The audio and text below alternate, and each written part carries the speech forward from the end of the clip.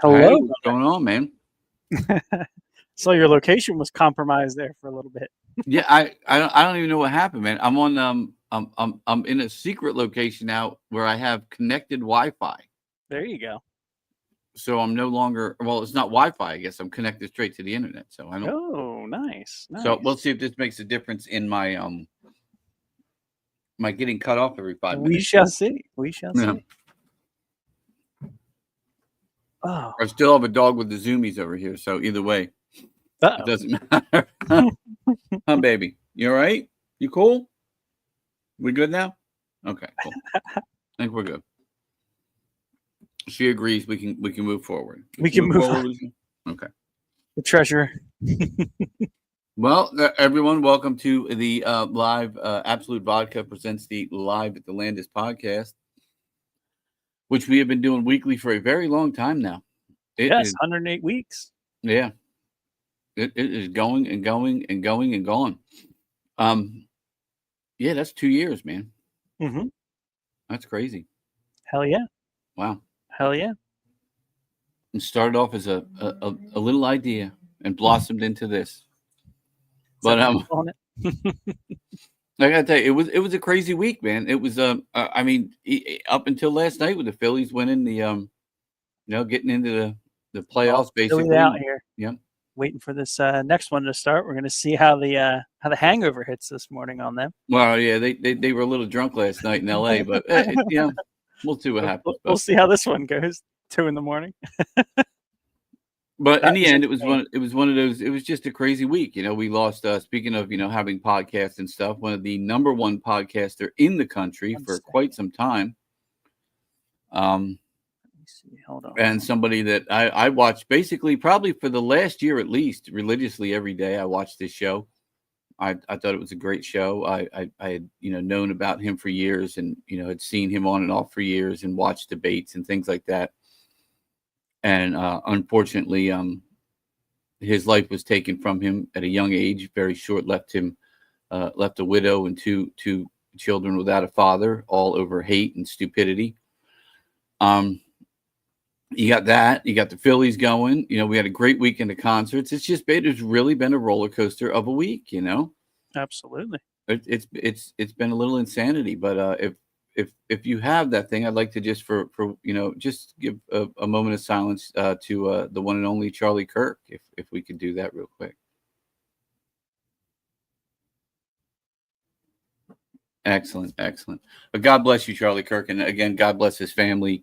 And you can say what you want. There's no hate here. I've listened to the guy for a long time. And I understand where he was coming from a lot. A lot of things that people are saying about him on the other side are out of context and absolutely ridiculous. So we won't even go there, but we will say it was a horrible thing that happened. And at the Landis this weekend, we paid tribute to that fallen person, just like pretty much every NFL team did, the NASCAR, every MLB team, everybody did. Which I thought was a good thing. And it shows a lot of unity in the country, and hopefully, a lot more people will, come to God and understand things a little bit better, because it's pretty tragic, man. It's just the state of our world. But these guys are a step closer to the World Series again, man.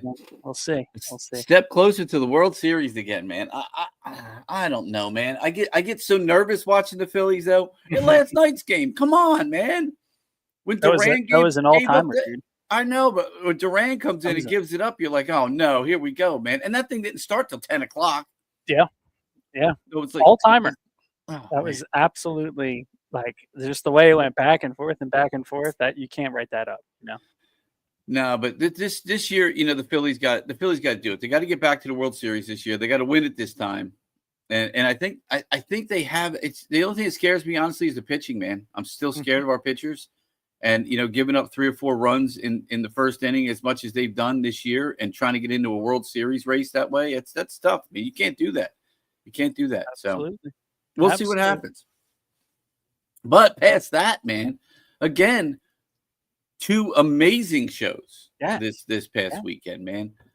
And I was kind of blown away by the Bob Seger tribute because, I watched the video. I knew Tony, the singers, had this great voice, really sounded like Bob Seger.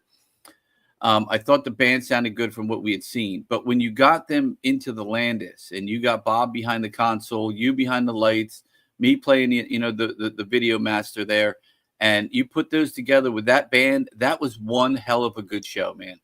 It was a good show, and they pulled it off. Brave Strangers, for being together. Well, again, the band's been together for years. They played together for years, but being together as a Bob Seger tribute for a year. And to be able to pull off a show like that, that was pretty impressive, man. That was a complete show. That was a complete show. Oh, without a doubt. Yeah, they were awesome, man. Again, it's one of those bands where I do it all the time when I'm booking and bringing in bands, and I like I'm doing it right now with a guy. You're taking a chance. You're saying, look, let me flip a coin here and see how it goes, and hope that they're as good as the video. Again, if the video's good to me, coming here, they're going to be really great. Yeah. I mean, then you have bands like Brain Damage. I mean, just, dude, I mean, that show was disgusting. Absolutely, man. Absolutely. And we're going to bring Walt, the keyboard master and band leader, on a little bit later tonight and talk to him about their upcoming show. Because the good thing about Brain Damage is, they're not only able to give you the 50th anniversary of Wish You Were Here the way they did, they're able to give us some other special stuff. And, you made an absolutely kick-ass preview video for that. And I thought it worked, and we played that during their show. And if you haven't seen the dark side of the rainbow and the way it works, and I personally had never seen it until the band did it. I heard about it. I watched some clips on TV, on YouTube or whatever, but I never sat through the whole thing. I never tried to sync the album with a movie or any of that stuff. But once I saw it live, I was kind of like, holy shit, man, I get where people are coming from. This is crazy. Who did that first? I don't know. I have no idea. Who was the guy? Yeah, who was the guy that said, you know what? I'm watching The Wizard of Oz 157,000th time with the old lady. I'm going to throw on some Pink Floyd. Fuck her. And all of a sudden, it was like, it was like a Reese's, peanut butter and chocolate mixed. And you're like, wait a minute. I can only imagine, dude, that it was not sober. Probably much like how Reese's was invented. I don't know. Probably. Yep, probably. That might be another one. Another great show, man. They put on one spectacular show. And, we can show, some of their a recap real quick. But I definitely, when Walt comes in, we'll recap the recap again. Because I thought that was a great show. And again, if you guys don't live close enough to us here at the Landis in beautiful downtown Vineland, New Jersey, and you see these bands, Brave Stranger, out there playing, go see them, man. Support these bands. They'll definitely be back here again. This if you want to see, I don't think Brain Damage plays anywhere in South Jersey, this area, except us. Nope. Yeah, so if you want to see Brain Damage in this area, you don't have a choice but to come see them. The closest thing to here is Music Fest. What they do. Yeah. Yep. That's what, Allentown? Far away. Yes. Yeah. So think about it. And here you're getting a show like you're not getting anywhere else. I mean, no one else is doing what we're doing visually for these bands, especially something like a Pink Floyd show, which I don't know. I think when we come together with video and lights for these shows, I think they're pretty spectacular. So absolutely. Yeah. Absolutely. Try to get a couple, little clips of that one. Get some lasers in there, some songs they've never done before. Which I'm so happy for. That's what I think I loved the most about this time than performing this time was the second set. Yeah. Because we heard songs that they'd never done before. And I was like, man, these guys can play anything Pink Floyd does and sound just like Pink Floyd. It's ridiculous. Ridiculous. It was a nice little change, Joe was asking about some Division Bell stuff and gave him some Division Bell, We asked for Not Now John and finally got Not Now John. Yeah, we get again a lot of great music, and there's so much more to explore with these guys throughout the coming years. Yeah, I mean, there's more albums, there's more things, and again, I think this thing we're doing in November is going to become a yearly thing. Yes, Walt and I have talked about it, making it just a yearly thing, just like the Wizard of Oz. I know when I was a kid, every fall, prior to that Christmas and all those years, you got Wizard of Oz came on, Willy Wonka came on. We didn't have 5,000 freaking channels, and now you don't even have channels anymore. Now you have apps. Yeah, dude, it's getting worse, honestly. You know what sucks?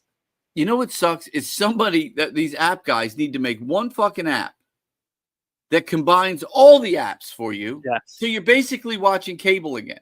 Yes. Literally. Because that's the problem. Man, when you're trying to watch football now and you're trying to figure out what channel is the fucking game on. You know, oh, it's on Apple TV, or it's on ESPN Sports, or it's a Paramount Plus show tonight, or it's and you have to subscribe to every service. You might as well.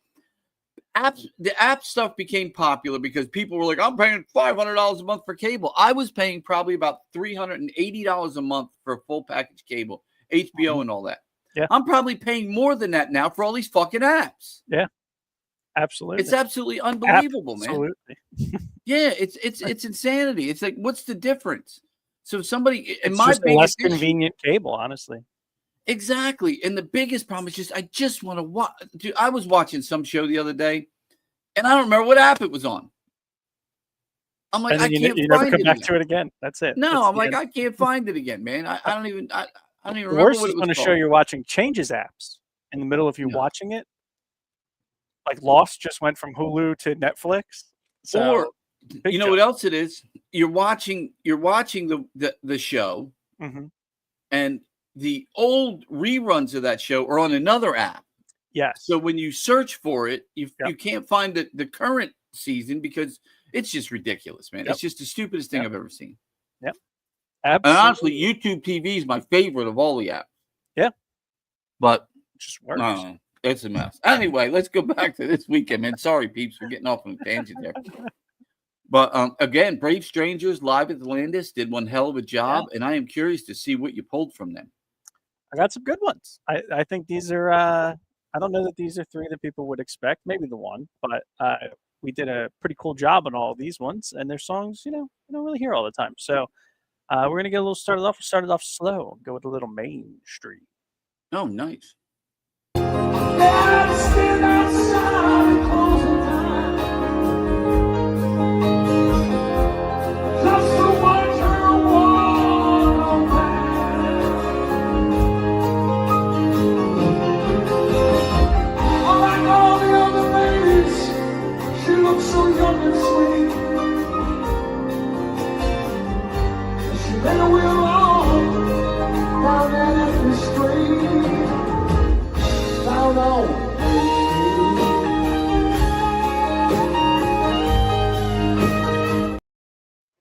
Dude, that is what was that, 14-piece band?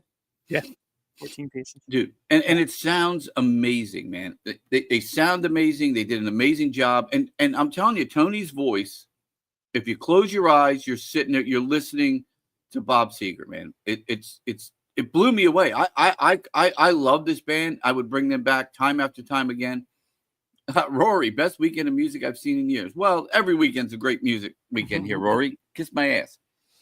Every weekend, damn it. Say that. This was a killer. This was a great weekend. I got to admit it. Rory's right. It was pretty awesome, man. Two really great bands. And I don't even know what to say. I can't wait to see what other song. Because Main Street to me is a huge song. Yeah. So then the next one that I got, I love the way they did this live. This sounded so good. Shakedown. Shakedown. Which, by the way, for people that don't know, is the theme from Beverly Hills Cop 2. Yes. So here we go. It's okay to want to shine. I want you to slip across that line. And the way the heart I'm all after you. Shake down, break down, take down. Everybody wants you to be guided. Break down, you bust it.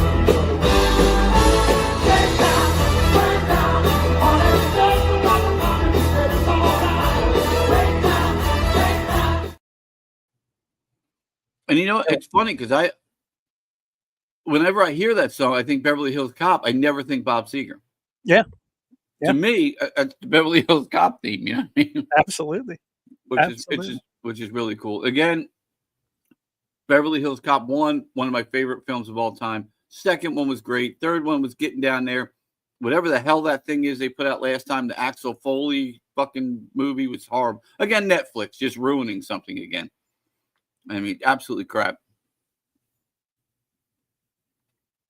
Oh, that's awesome, man. That's awesome, Alan. That's so cool.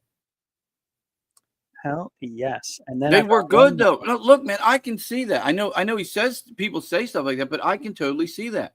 Yeah. When you have a band that comes out with 14 members, the horns are blaring, the drums are on key, the guitars are perfect, the voice is there. I mean, I really hope these guys get to that point where they're playing everywhere, man. And people are saying, dude, this is the Bob Seger tribute. Yeah. Because you know we've seen other Bob Seger tributes. No, you just can't compare this one, man. These guys were stellar. They were stellar. It was killer. That was killer. I'm surprised Seger Beaver didn't make a return on this one. I couldn't find him. Andy actually walked up to me at one point and said that he goes, "Where's Seger Beaver? I couldn't find it. Everything I somehow everything on that computer I could not. And I searched for it. But the thing is, I don't know what it's called because we called it Seger Beaver. I didn't know what I searched for beaver and I couldn't find a beaver. I don't know. But I got one more from them, and it's the one and only song. You did a pretty cool thing on this one. I think it looked pretty nice. Catmandu. Oh, Catmandu was great, man. I love that song. See, to me, these are all big hits. I think, honestly, I mean, he's got nothing but hits, to be honest. Everything that they played, I could have chosen. So here we go.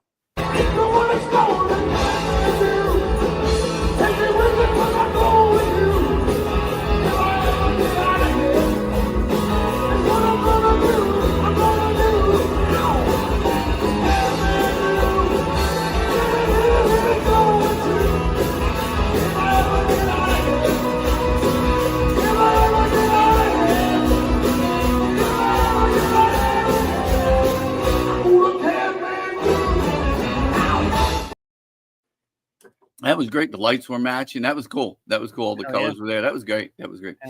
Again, they killed it, man. What a stellar band, and I cannot wait to have them back. And definitely one of those bands that you can have them back over and over again, and they're going to draw a crowd. They're going to build because Bob Seger again. There's so many songs that they didn't do. Yeah. And that's and again, that's the same thing with Brain Damage. We finally got to see them dive into other songs and other albums. And think of how much there is that they can still do. Yes. I mean, it's insane. It's insane how much. And then by the time you get to that point where you've done everything, people are going to forget and you can start back over, Hell yeah. It's like painting the Walt Whitman Bridge. By the time they get done, they're painting the other end again.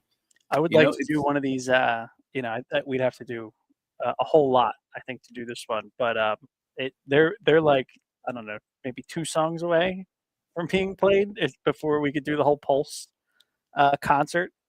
Basically, they're like 2 songs away now at this point when they did those 2. So, well, true. I haven't listened to that album in years. So good.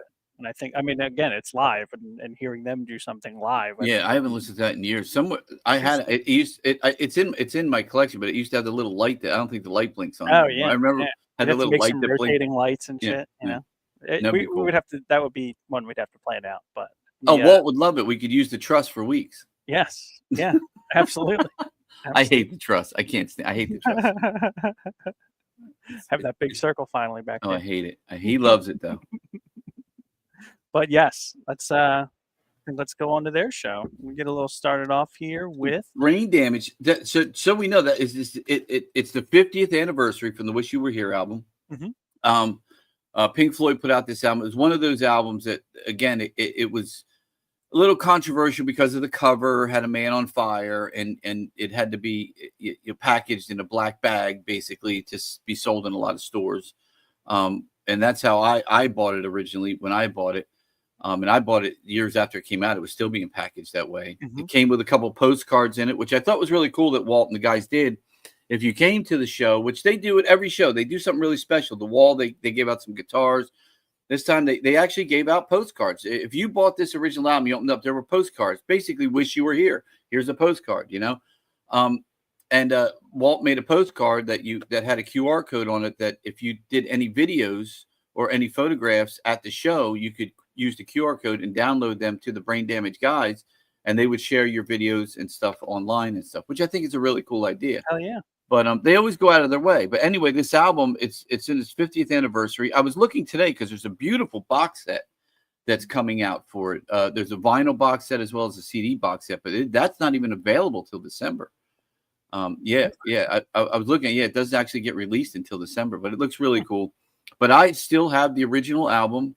I do not have the black bag that it came in, which was just a black bag with that little logo, that "Wish You Were Here" logo on it. It kind of said Pink Floyd. It might have even, I think at one point there was one with a song list too, like another sticker. But I do still have the postcards and all. I tried to always do that. I have Kiss albums that still have the tattoos in them. Yeah, you use like the Kiss tattoos and the little brochure to join the Kiss Army. It's still in the album. I never took the Love Gun. It's still in there. Yeah. I have all kinds of stuff. Like I always kept those things in there. And Wish You Were Here was just one of those albums, man. It was a really great album, and they brought it to life in a way that, dude, it was total respect for Pink Floyd and for how great this album is. Hell yes. Do you want me to go in album order? Go for it. Go for it. So I'm waiting to see what you have. I'm just like, I don't know what, like, I'm curious what songs you picked. Well, we'll start off. I try to do 2 from the album and then 1 from not. Okay. The album. So we'll start. Oh yeah, we'll go in order. So this is "Shine On You Crazy Diamond." I believe this would be part 5, 4 or 5. But so this is from the beginning. This is the first "Wish Shine." Okay. Yes. Yeah. Here we go. Remember when you were young, you sure like the sun. Shine on, you crazy diamond. Now there's a look in your eyes, like black holes in the sky. Shine on, you crazy diamond. Dude, it's so good, man. It's just it sounds. Yes. The sad thing is, it sounds good here. Yeah. So for those people that were there, that were lucky enough to make the show, dude, you have no idea how good this sounded. I mean, it was like, I mean, Bob dials this band in better than any. I mean, Bob dials every band in great, but something about this band, I mean, they just sound amazing every time. Hell yes, man. They're fantastic. What's that? They are fantastic. I hear music playing. What's that? Oh shit! No, that shouldn't have come through. That's weird. It came through. I thought I made a second version of that video, and I didn't. Well, I did, but it didn't overwrite it. But it's still a good part. Yeah. So what's the next? What do we got next? Because that next, we'll bring in a little laser action on this one here. And you know what? I forgot all about the lasers. Yes. This is "Welcome to the Machine."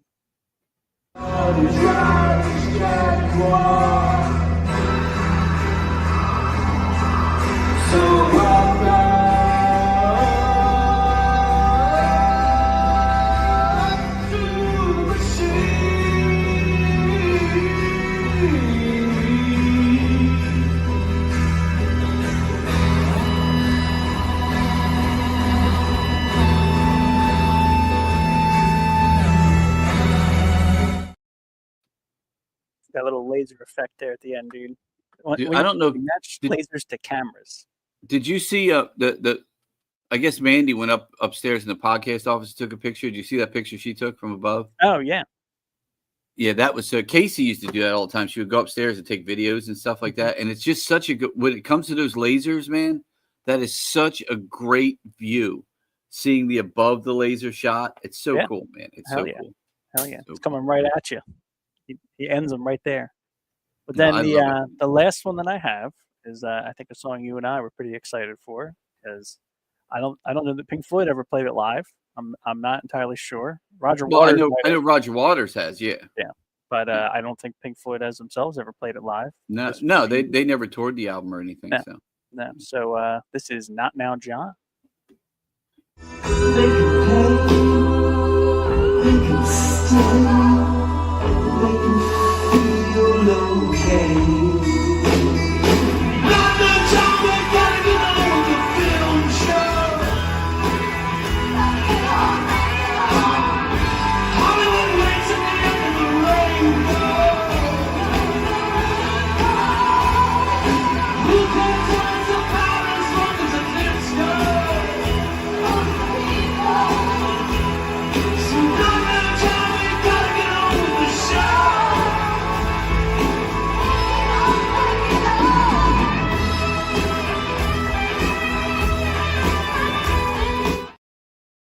Those wily Chinese all over the screen. The Japanese. Dude, I tell you what, man, that again, that's an album that you and I like. I like a lot of Pink Floyd. I don't think there's much I don't like of Pink Floyd. That's even when Roger Waters was dropping, a lot of his albums. I really like Pros and Cons. I thought, what was the Radio Chaos was another one that was really good, and I forget the one that came after that. But I always enjoyed the music, and I think Gilmour and Waters together really were powerful as musicians and songwriters, and putting together these compilations and these albums that they put together. But I don't know if you ever go back to like the early Pink Floyd. I mean, they didn't sound anything like like they became. So it's pretty amazing, and I love pretty much everything. So, but I'm akin to that Animals, era that Dark Side of the Moon, Pink Floyd, more than anything. That's my favorite stuff that they put out. But yeah, man, what a great show, man. Again, a great show. Thank you to Brain Damage, Walt, Larry, and the whole crew. I mean, they do one hell of a job, man. Yeah, they really do. Dude, I just realized I messed up a little bit here. What happened? I thought I had one, and I don't. The promo for Flying Circus. But hold on. I'm sure Mutt put something together. Oh, I'm sure he did. Mutt always has something going. So I'm just going to – I'm going blind on this one here. You're going to play a Mutt promo from Blind? Be careful. A Mutt's cut. A Mutt. What did I call it last time? Mutt stuff? Mutt's Nuts. Mutt's Nuts. That's his show. his whatever you want to call that. His show. Hold on. Let's see. This one's 30 seconds long. Look at them. Look at them. Let's see how long this takes to upload here. So we were discussing. So what we're talking about is this week's band coming up, which is a Led Zeppelin tribute. Yes. Led Zeppelin's Flying Circus, which again these guys have played several times. They're really great. They're a great band, a great group of guys, and they put out some. I like what Mutt does. I think it's great. I think it's funny and stuff. I think a lot of people don't get it, but I personally love it, and I think they're great guys, and I like what they do. Yes. So I think it's a lot of fun. Yes, I'm going to put this card up just in case they don't use it first. We can talk about it, and then it looks like we have Scott on. Scott's great, man. So we'll talk to him. But this is the Flying Circus Led Zeppelin Experience with special guest Whiskey Grin, man. Whiskey Grin. Oh, I know, man. One and only Whiskey Grin. Yeah, you know how I feel about those guys. So hell yes, that is this Friday, September 19th. Tickets are $25 to $35. The show is at 8 p.m. and you can get your tickets at thelandis.com. I'm going to share this promo. Let's see what happens here. Should I be afraid? I don't know. It looks pretty normal, so we'll find out. But here we go.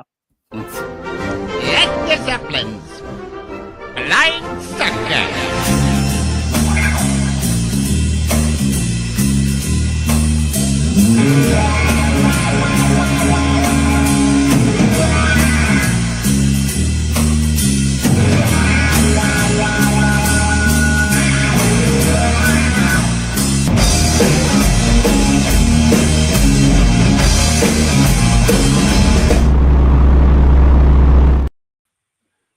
That logo is like 5 years old. We're still in our 85th year here at the Landis. Scott, what's going on, man? Hey, what's happening, fellas? Where's the Mutt Nut? He's probably washing his hairpiece somewhere. Yeah. I don't know. You know what? He crashed his phone, and he had to send it back because there was something wrong with it, and he hasn't got the new one yet. So he's like, I don't know how to get in touch with you guys. So he's been sending me. Does he have a computer? He just got that in the mail like last week, and he's trying to figure it out. So it's real easy. You click on the link and you type in your name and you hit the button. There's nothing you do. You don't have to do anything. We made it so easy. We have guys in their like 90s in Europe that don't even speak English that can get on. Well, here's the problem. He doesn't have a phone, so I can't get in contact with him. Oh Lord.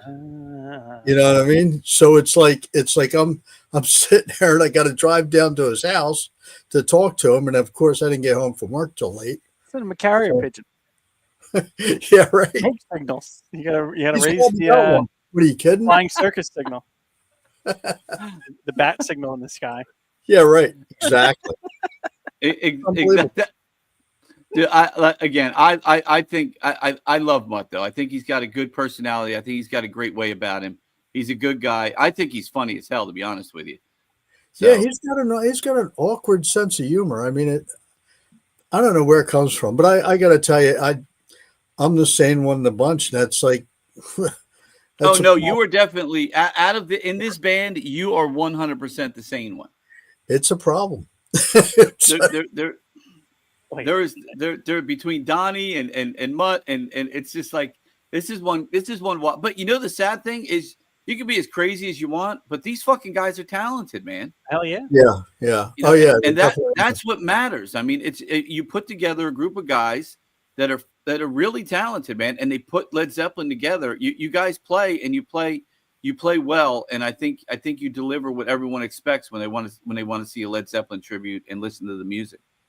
Well, I hope so. I mean, this is going to be our last local show for the year, and I'm hoping to see a lot of our fans and friends and family. We just, we try our best. I'm going to revamp the show after this year.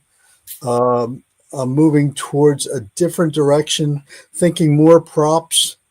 We have the Old Man, the Wizard, and we're working on.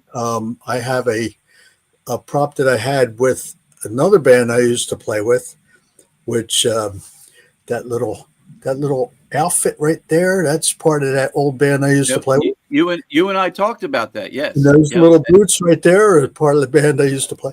Anyway. And I've been waiting for that. You and I talked about that a couple times, and I've been waiting for it.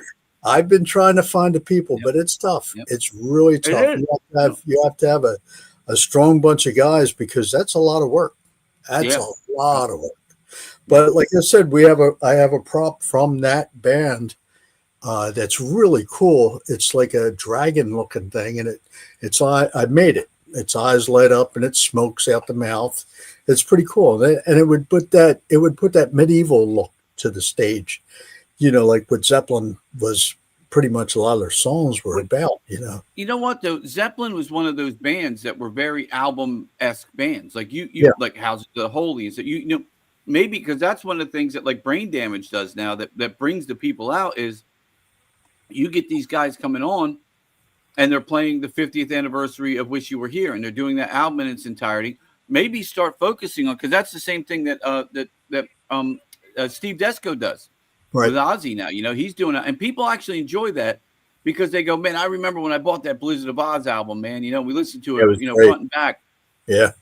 I remember Houses of Holy, man. I remember, Physical Graffiti. Yeah. There's so many that's a whole show if you do the Physical Graffiti album. Well, we only have like 28 more songs out of the whole catalog to learn. And I'm constantly pushing the guys to learn them last songs. I mean, I grew up with Zeppelin, so I've been playing them all my life. But, some of the guys were Zeppelin fans, but they weren't real heavy Zeppelin fans. If that's, I think Mike and I were the only two that knew, the B-sides, and we knew every album, we knew every cut. And I don't think that Mutt and Donnie, they knew the stuff, but they didn't know. Like I'd play them a song off of Coda, and they'd be like, "What's this?" There's something right there. But if you want to get them to learn them, say, look, we're going to go back to the Landis in January, for instance, and Ray wants us to do the Coda album, so let's get those songs down. This is a way to get them not only to learn them, but then you're gonna give everybody that album that everyone loves. Oh yeah. Well, here's the issue too. When you're playing the theaters, most people that come out to see the band, they're going to be like, okay, well, I love all the hits. You know what I mean? Well, that's what the second set's for. That's exactly what you do. You throw them. But you got to remember too, if they come in to see you at the same theater over and over again, they don't want to see the same show. Absolutely. Absolutely. Yeah. So you give them an album. You give them an album that first half. You take an intermission, come back and give them the hits. They're happier than a pig in shit. Yeah, that's true. I mean, we try to do weekend. This weekend, I wish you could have been here, Scott, because this weekend. Oh, somebody from Sri Lanka is calling me. I wonder if that's a fucking. Oh boy. No, yeah, it's trying to sell me fish. The fuck else you get from Sri Lanka? I don't know. Never been. This Raymond, would you like to buy fish? Or krill oil now. Now they're saying you can't have fish oil anymore. You got to have krill oil. Sushi. Yeah, man. Believe it or not, I was watching that today. That's crazy. No, I you know what? You showed Brain Damage. I had a friend that used to play with them, and I saw him not too long ago, and I said, "Hey, I'm going to check you guys out, the Landis." And he goes, "I don't play with the band anymore." I'm like, "What? What the hell are you talking about?" You know, because I saw that they were playing, and I wanted to go, and I missed out. Dude, they're sick. They're so good. And again, here's something that they're doing. Now, we did it a few years ago. And we only didn't do it last year because we just forgot. We forgot to book it. Right. So this year we're doing 2 shows of it, but we're doing the Dark Side of Oz in November. We're doing it the 14th and 15th. It's a Friday, Saturday showing. And the band gets up there and they play the Dark Side of the Moon album 2.5 times through the whole album to the movie. And man, it is absolutely amazing. Yeah, I got Jim coming on too, so we can talk with Whiskey Grin too, since we don't have Mud on. Oh, nice. But also the cool thing is they also do again. You watch the movie, you see it. It's the craziest shit. If you've never seen it, it's the craziest thing you've ever seen. But seeing it live, seeing a live band play it, and again knowing they have to play the entire album 2.5 times is pretty fucking crazy. But they then encore some of the hits. Dude, the crazy part about that is the movie matches up exact. It's sick, dude. I was telling Steve, you know, I had heard about it for years. I watched some videos online, whatever. But I was that guy. I'm not going to sit there and time the freaking lion roars to the movie. I don't have time for that. I did. But when I saw them do it live, it's the first time I saw it. And I looked at Steve. I remember we were like halfway through. I'm like, dude, this actually matches, man. I'm like, what are we? We had a couple old ladies, bro, that came to the show that thought they were seeing The Wizard of Oz. Yeah. Well, and when they saw what it was, the lady said, she goes, first of all, she goes, I thought I was coming to watch The Wizard of Oz. Right. She goes, but I would come back and see this anytime. She said, this was the coolest thing I've ever seen. And they were big, like Wizard of Oz freaks, you know? Oh, it is really cool. You know, not to go off topic, but did you see the Sphere in Vegas? Oh, yeah. Well, Bob, our sound guy, was just out there last weekend to see The Wizard of Oz. Yeah. Mm-hmm. Yeah, he took his girl out for her birthday, and they went to see it. Yeah. And they got like the little stuffed apples falling from the ceiling, and the flying monkeys flying all around, and the wind, you know, leaves flying. They don't have an amazing Pink Floyd band playing the Dark Side of the Moon album. Nope. Hell yeah. Do you imagine if they got Pink Floyd back together out there to do that? That's the first thing that might actually make money at the Sphere. You know what's really sad? It's not going to happen. Well, no, it is making money, but I was reading an article, and it's so costly to do, because first the cost of redoing the film alone cost all kinds, but then they got to pay for these apples and these monkeys and the wind and it's a very expensive show to put on, and so I don't think the Sphere is ever going to make money. I don't think. Not off of that. They put a lot of money into that. That show that's incredible. But you know, like I said, I don't think you'll ever see Pink Floyd, Gilmore or Waters ever want to do it. No, with Waters' way he is now, you're never going to see it. You know what? Jim is on. Steve, you want to bring Jim in? So Scott, since we don't have Mutt, I figured let's bring Jim. Well, he just disappeared. Where'd he go? Oh. Crackhead.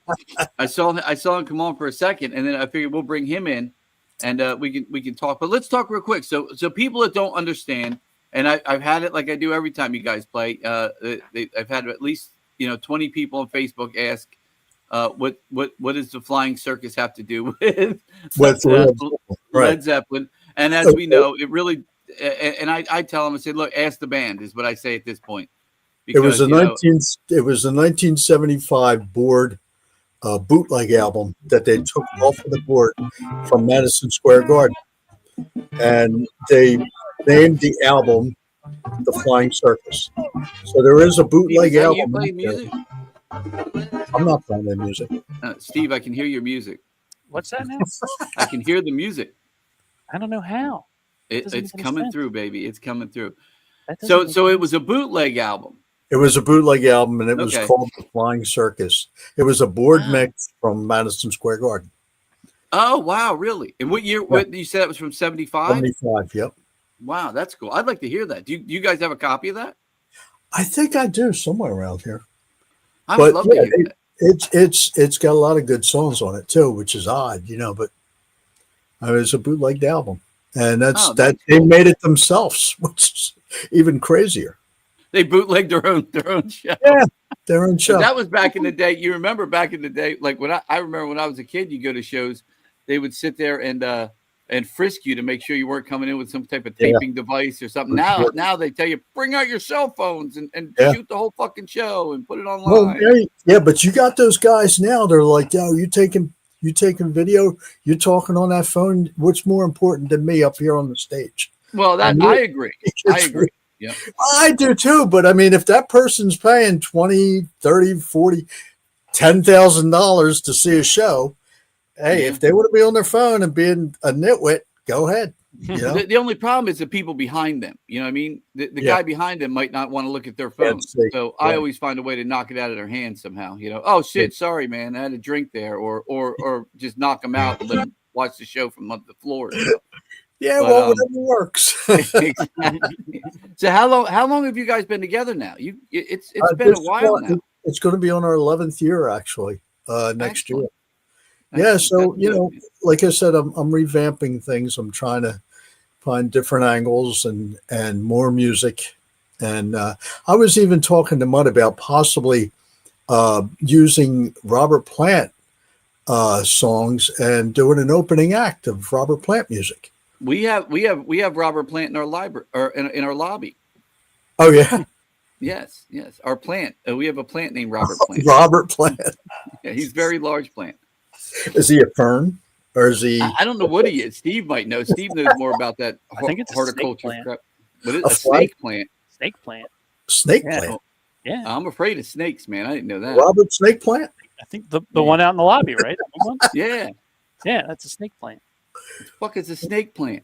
Is that shit gonna bite me? That seems pretty aptly named. I never knew. I never knew. Well, I'll tell you what you did. Oh, there he is. I was gonna say, man, what you did good this time is you brought my brother from another mother in with Whiskey Grin to play, which I think is a great opener, honestly. Well, we needed the grinners and not the sinners. You know what I mean? Yes, Jim, how you doing, brother? Good, man. I don't see myself up. Guess I'm on. I hear you. Yeah, we can see you. Yeah, we see you fine. Oh, okay. We even see Robert Plant Jr. behind you in that famous fish picture that I love so much. That thing? That little thing? I can't see anything here, so yeah. We got to get your better angle there, buddy. Turn to the left. Turn to the left. Turn to the left.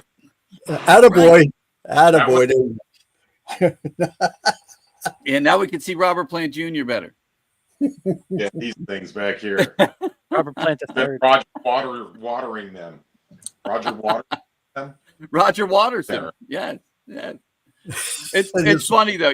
It's so funny because you look at I do it all the time. I always look at people's back. Like you got Steve over there with God knows what's going on behind him. You got Scott over there with all kinds of rock and roll. I've got a crime scene I'm working on behind me. And then you just got the old kitchen hutch, baby. Yeah, that's the fine china. The rest of the house right now. It's either that or a 12-inch trout. He's got something always. Well, it's great. And no, I thought when you had asked about bringing Whiskey Grin on as opening, I'm never going to say no to Whiskey Grin. I mean, they were just here. They were here not long ago, and sitting up there singing with what's his name? Fucking what the hell is it? Dante. Dante. Yeah, remember? Yes. I was trying to forget. Yeah, I was like, oh, that was a fun night, man. That was a fun night, man. That was a great night, man. That was a good show. Great night. You know, I gotta tell you, Ray. We had played together with the Grinners and for years, way back, right, Jim? And Yes. We played several stages with these guys, and we always had a great camaraderie. Always lots of laughs. It's never ending.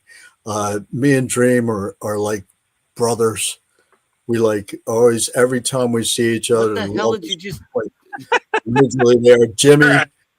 I was just with, I figured it out. I figured out something. So yeah, we just saw a picture of like your grandma's table or something. It was yeah. Where do you hear the banter? Where do you hear the banter between him and Mutt?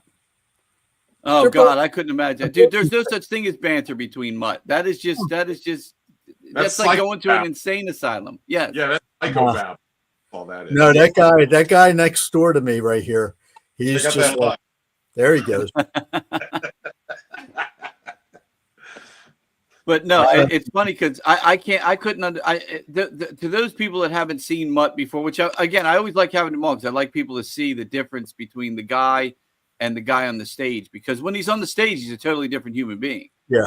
I mean, it's like he transforms into, a performer, and then he goes back into this like mental patient. But the kind of mental patient you like, I mean, you want to be around a guy, you want to talk to him because everything. Yeah, he's funny, man. Is the same. Donnie is the same no matter what. He's a mental patient before he goes on, during the time that he's playing, and afterwards. He's still that same. At least he's he's consistent. Yeah, he reminds me. It's funny because he's like, remember that show, The A-Team? They had that guy Murdoch. Yeah. Yeah, that's him. He's Murdoch. He's the nutball that you just kind of give him a bag of Cheetos and a Pepsi, let him sit in the corner and talk. Yeah, funny. I love him though, man. He will. He talks. Oh, I do too. I think he's great, man. His videos just kill me. I think it's the most ridiculous shit I've ever seen. But I watch it. I can't help it. I gotta watch it. Hey, speaking of Donnie, he put something out there about having his bass stolen. Yeah, that was an old sound man from a club we used to play that asked him if he could borrow it, and he borrowed it and never got it back. But the bass player said, "I gave it to your drummer," and I'm like, "Dude, I never got it. Maybe somebody else that you jammed with down the road. I don't know. Did he specify that it was me?" He goes, "Yeah, he meant you." I was like, "Well, I never got your bass. I don't know what if you want," because some guy came on there and he said he wasn't the guy, but he goes, "Why don't you get your drummer to sign an affidavit?" I said, "I'll sign an affidavit." Wait. What happened now? When did this happen? He about a year ago, he lent his bass to this guy, and the guy took it and was playing the show with the bass, and he said he would give it back to him in a week. Never got it back. And he kept putting them off. And then finally, after a year, he said to him, "Oh, I gave it to your drummer."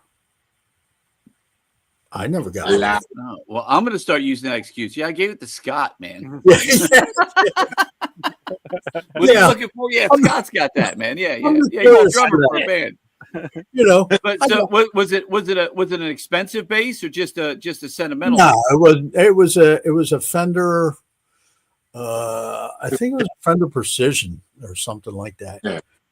And it wasn't ultra expensive, but Donnie liked it, and it's sad that, people are like that.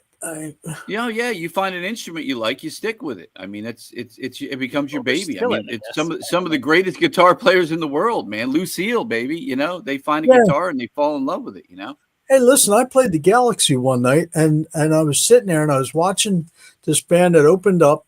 They walked off the stage. They went upstairs to the dress room. They were dressing. This guy's bass amp, two guys walked in, picked up and walked it out the door.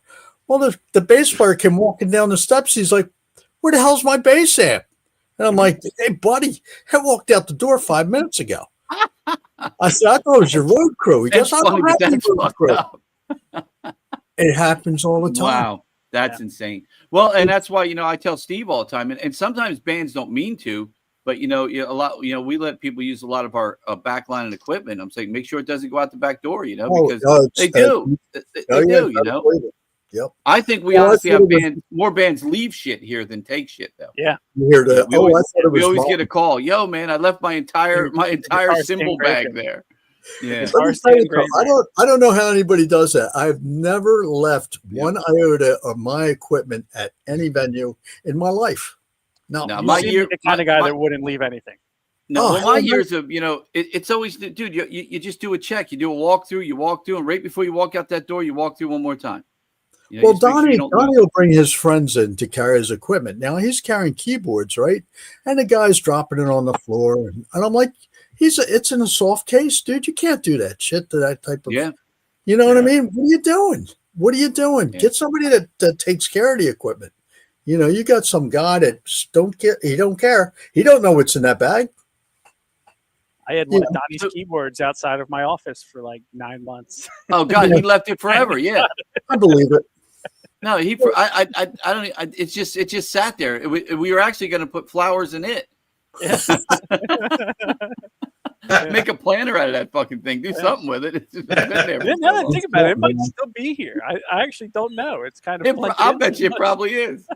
It was probably I don't know what happened, man. The problem is you probably just put shit in front of it by now, and you don't even know it's back there anymore. Might be there. Hold on. So I got to ask you. So Jim, though, let's talk Whiskey Grin real quick, man. You guys have been opening up, man, for some national acts. You want to give people a little bit of idea what you guys have been doing? Let's see. This last weekend, we're with Steven Adler from Guns N' Roses, and that was over in Chester, PA, and then the week before we were with Brett Michaels at Sunbury. It's a Spyglass Ridge. Yep. And, both shows were successful. It was a lot of fun. Got to be treated like royalty. It was really it was really, really, really good. It was. What do you fucking say? You trying to say we don't treat you like royalty when you're here? I'm not saying you don't treat us like royalty, Ray, but there's always room for improvement. Is what I'm saying. Dude, I am not getting you a ball washer. That's not happening. I was hoping for that ball washer. Why don't we have a potluck? Hey, Steve, text Jeremy and see if he's willing to wash somebody's balls for an extra $25. Clean up you for an extra 10. So. Substitute ball washer for the night. Yeah. Wow, we got to get on one of those little things. What was that? The ball jacuzzi. Oh, they made those. Yeah, you could sit on it. You literally drop your nuts in it. You sit on it, and you just sit there for a little while, and it washes your balls. I don't visit those kind of websites. Ray. So, hey, man, I got nothing. I don't know where that. Where was that, Steve? We saw it on a TV show or something. Didn't we see it on maybe Most Expensivest or whatever? Testacuzzi, dude. Testacuzzi, that's what it is. Yeah, that's what it is, man. Yeah. I gotta look. Steve, hold on. No, look, Steve will bring it up. Steve will bring it up for you. Bring it up, Steve. It's a nice warm bath. Oh, good. On the gold-plated one. I'm gonna bring gold-plated Testacuzzi. Testacuzzi. Yeah, I think that's their top. That's their top sell. The most expensivest. I think it's $295. Wow. Dude, we can get it so much cheaper. There it is. There it is. There it is. Look at that thing. How could you not want it? Could you imagine I would be afraid to literally drop my nuts into that thing, man. I don't ultimate gag gift for men. I just can't after the testicular cancer. I just can't talk about this type of stuff. Well, you know what, Scott? That might help, my friend. You know I love you. We were behind you when you were going through everything. You know what I mean? I appreciate it all, man. Okay. I think Mutt might have made their website. I mean, it's a modified website. So Flying Circus written on it. I didn't notice. So real quick, Jim, let's go back. So how was the show with the Bret Michaels show? You guys again, you opened for Bret Michaels, Scott Adler. That's a couple of really good gigs, man. To get up front of some nationals and let people hear some real musicians. Yeah. It was they humbled Ray. Thank you. It was good. It was like I said, it was the places like at Bret Michaels. You know, that place over in Spyglass holds a lot of people. And you know, we didn't know what the outcome was going to be. I didn't know what ticket sales were or anything, but we got out there and it just looked like a sea of people out there. And they were just, and he's such a great guy. His whole band is really cool. After we got done playing, I was telling Scott, when did I talk to you, Scott? Last night or the day before or something? Yeah, last night. Yep. It was last night. Like, the coolest thing about one of the coolest memories I'm going to have from playing a show with him is like after we got done playing, everybody's going back to the hotel, and the Bret Michaels band was at the same hotel, and I was outside, having a cigar and just chilling and having a drink, and next thing I know, their security guy came up, so we're starting to hang out. Then the rest of his band came out, and then my band came out. And we wound up in the parking lot getting noise complaints until 3:30 in the morning. It was just a blast. We just had a good time. That's awesome. Rock and roll. No, that's good, man. And like I said, Spyglass is one of those places where Steve and I have talked about it forever. If we could do a good outdoor venue, man, that's people like that. People like going to outdoor venues. And the cool thing about Spyglass is, we and Jim, you and I talked about it, they make a lot of money off. They make their own wine, they make their own beers, they make their own ciders, they make their own, everything. So they really, they make their money off of selling that alcohol, which is great. And then when you can bring those type of bands, you can get that you got to have that size. That's one of the downfalls of a place like the Landis is we're only so big, so you can't bring in the huge acts like that because they want so much money. You can't even sell tickets because no one would ever pay, $300, $400 for a ticket, so. Right. But now Taylor Swift, we might be able to do it. Yeah, I'll tell you, regardless of the size of the venue that Spyglass is, come on, Ray, you got a classy joint over there. You may not, you don't sell, but I mean, it's, you're still got a classy joint over there. And it's beautiful. And we look forward to being there every single time. And we love it. I wish the two of you could have seen this weekend's music. Between the Bob Seger 14-piece band up there just killing it, but then coming to see Brain Damage doing the 50th anniversary. I wish you were here, man. Walt and the boys, dude, it was so good. We had the lasers going. We had the lights. It was such a good show, man. And people are still talking about it. Yeah. I'm sorry, I was reading Jim Morrison's over here. He's saying my name. I know. I keep calling him Jim Morrison. I can't help it.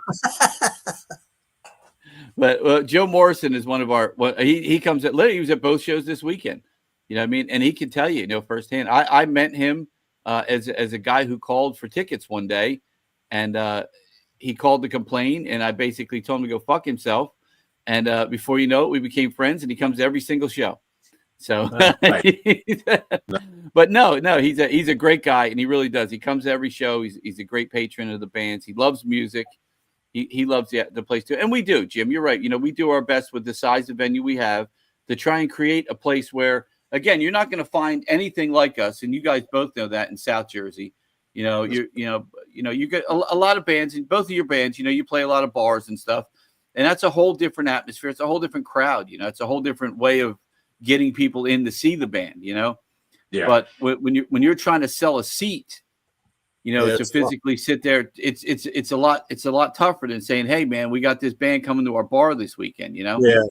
So we pretty much gave up on bars. We just we thought theaters are the best way to be. If we have one place that we play that's up in North Jersey, that's the last, and it's a pretty big venue, so we keep that one. But it's a restaurant too, so I mean, we got rid of all the bars. It's your agents, your booking agents, and all that. They frown upon that if you're a tribute. Yeah, band. they do. They don't want to see you play in bars, you know. So well, it's a tough because it's a tough sell for the theater. Like, why does somebody want to come see you, you know, on a big stage and spend $30 for a ticket when they can go to a bar and spend $30 on beer and hot dogs? Exactly. And just watch you for maybe a $5 cover at the most, you know. Yeah. So we and the sound, and you know, you're not going to get that sound in a bar. You know, you're never going to get that. You know, let me tell you, some of these theaters out here, their sound's horrible. Oh well, most of them are, because you got to understand, that's one of the things that Steve and I did is we wanted to make sure the sound and the lighting was the best you're going to get in South Jersey. It's incredible. I mean, our competitors down the street, they literally have what, Steve, four speakers like literally drilled into the proscenium wall. They have no sound. They have no bass. They have no, you know, they don't have the separation of the speakers and all that stuff. They don't have everything tuned to the room like we do. I mean, Steve will sit there. Steve will sit there on his computer and tune in the amplifiers, you know, to the room and the band. I mean, we literally tune the amps to the different bands that come in. I mean, nobody's doing that kind of stuff. You know what I mean? Most of them are letting you come in with your soundboard in their room that you don't know their room. You don't know, you know, how it echoes. You don't know where the sweet spot is. Right. And then they just plug in, and then it becomes this loud distortion of sound. Mm-hmm. You know, we've had that. Yeah.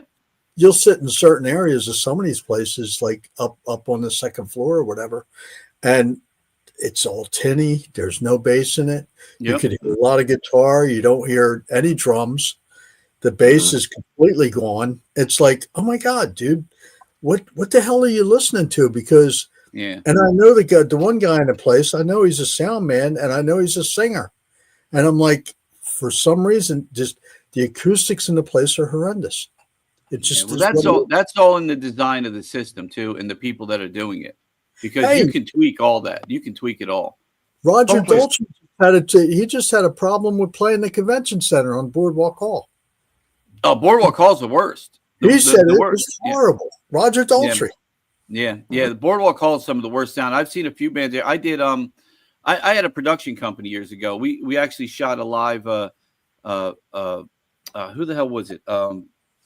Oh my God, why can't I think of him? The one country artist. I can't think of his name right now. He had his pickup truck on stage and everything. We were one of the 4 crews he hired to shoot the show.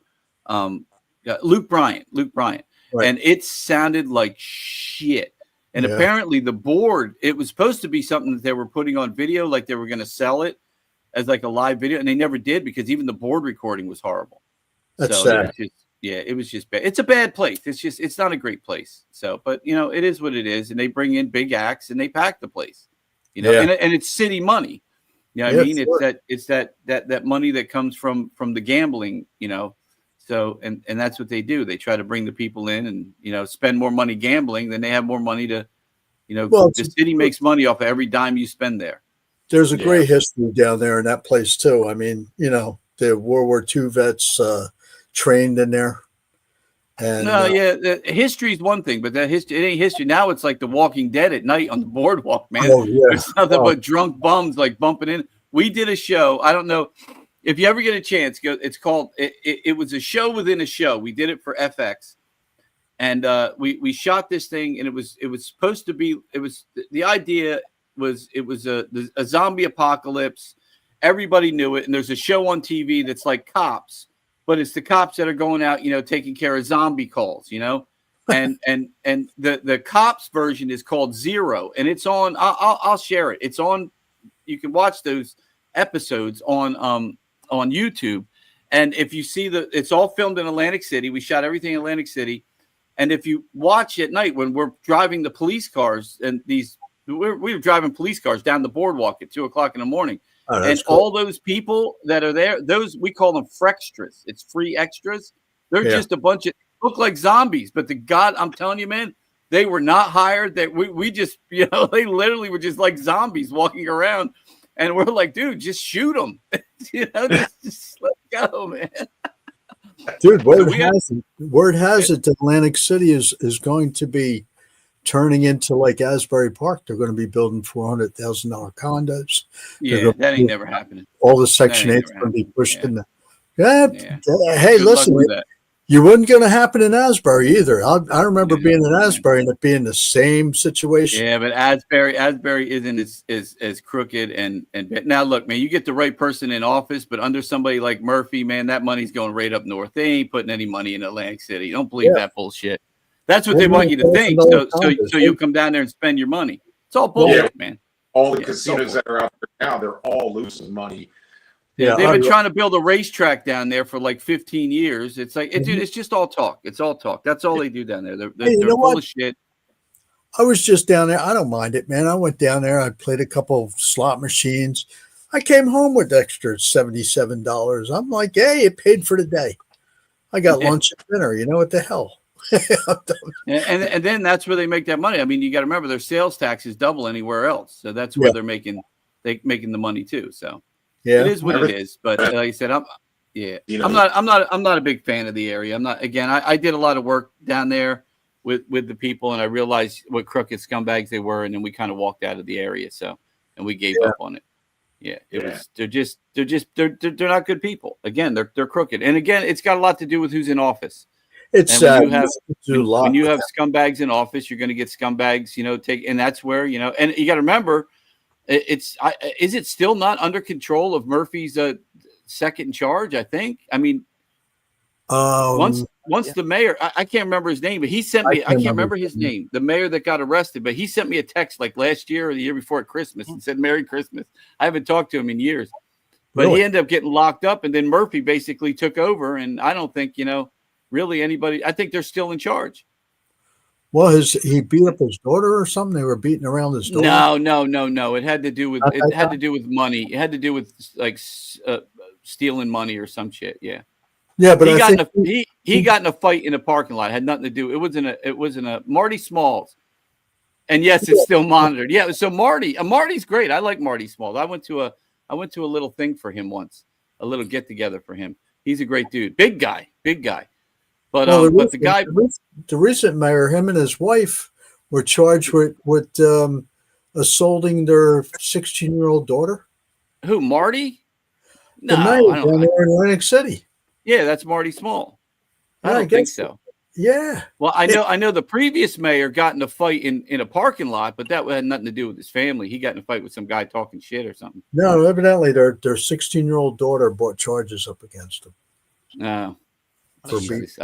Welcome to politics, man. Welcome to the world we live in. You know how this.